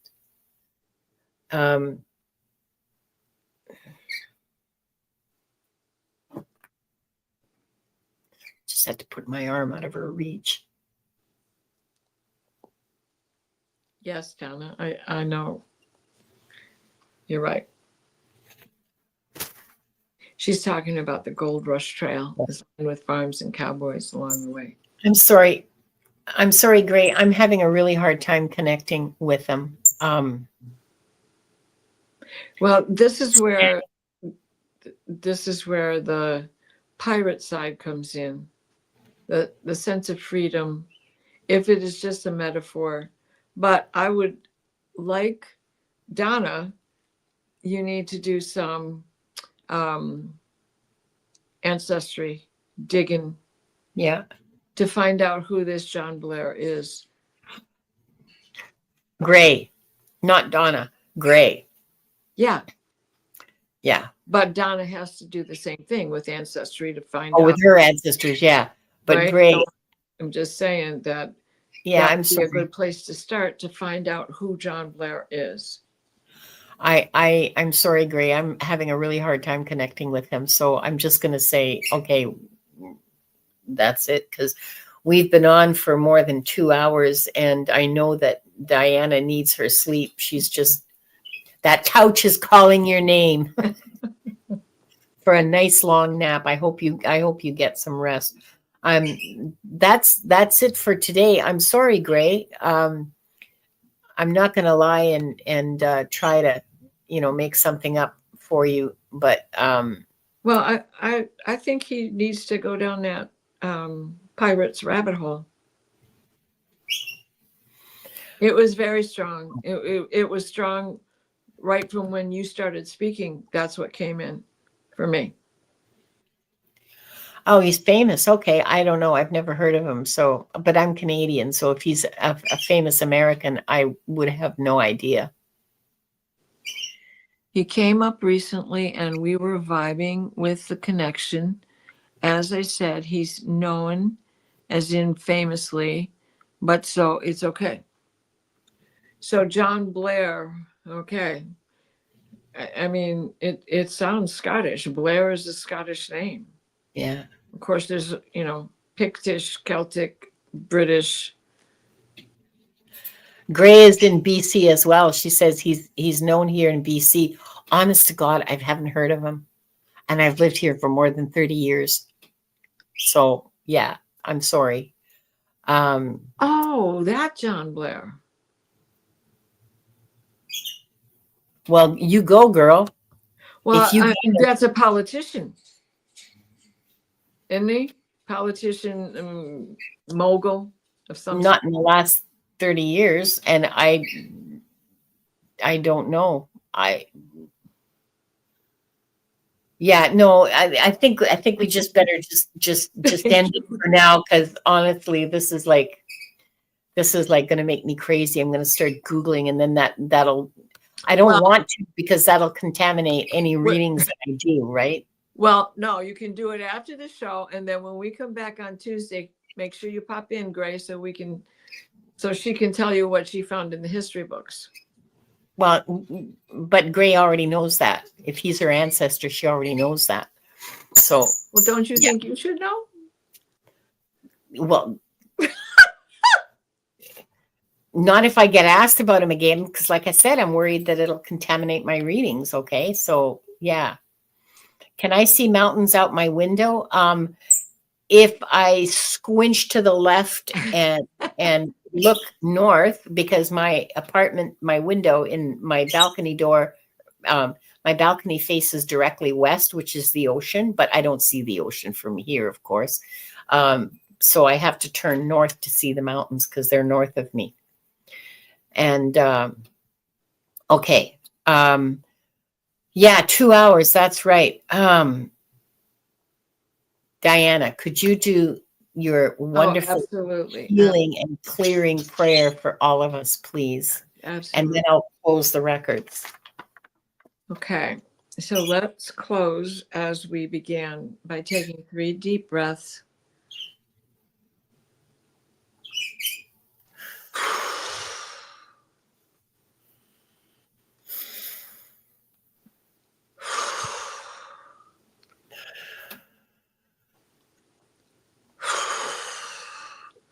Please place us in a steady stream of divine white light, the white light of divine guidance and divine grace.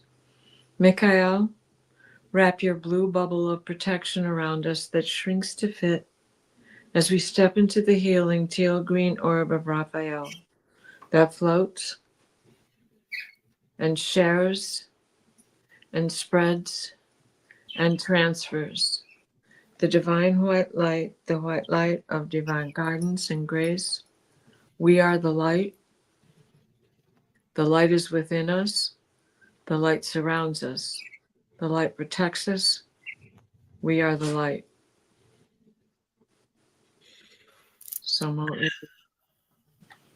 I love your prayers, Diana.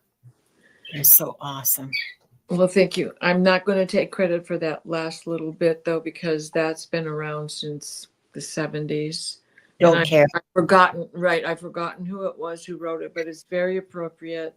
Yeah. For Yeah, it is. We're all experiencing worldwide. It is. Thank you so much. Thank you all for being here. I'm going to close the prayers, and then we'll talk a little bit more, and then say goodnight. I would like to close by thanking the light for the truth. I would like to close by thanking the light for the healing energy. And I would like to close by thanking the light for the guidance and compassion towards our soul's purpose. And with this, we lock the records of this group. The records are now closed.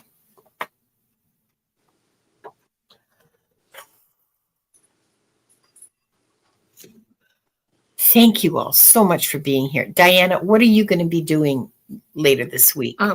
Tomorrow, I'm on with Terry Renner on her channel, 2 o'clock my time, 1 o'clock Central. And then nothing until next week, Tuesday, when I'm back with you. Yes. Tuesday, I have nothing until Tuesday, I think. And Viviani, of course. Yes. Viviani and Diana and I will be back on Tuesday for another episode of the Akashic Adventures. Yeah, that's right. Monday is the full moon, so that should be exciting. Oh, that's yes. And a show with Valerie. Yeah. Portal. Usually we go on around 7 o'clock on the moons. So around that time, you'll have to check on her channel to see if she's posted yet. Yeah. No, I don't think she has. Next Thursday, Ginger Faye will be my guest here. And we'll be doing readings. Thank you, Angela. And thank you all, you guys, for being here. Yeah. We love you so much. It's such a, I got to tell you, it is such a joy to be able to do this and to have such a lovely community. I really appreciate every single one of you so much. You bring me so much joy, and I hope that the service that we do brings you insight and guidance and comfort. So we'll see you again. That's right. I love you all so much. Bye-bye. Bye-bye. Thank you for being here by all means. Thank you. Rossi, everybody, love you.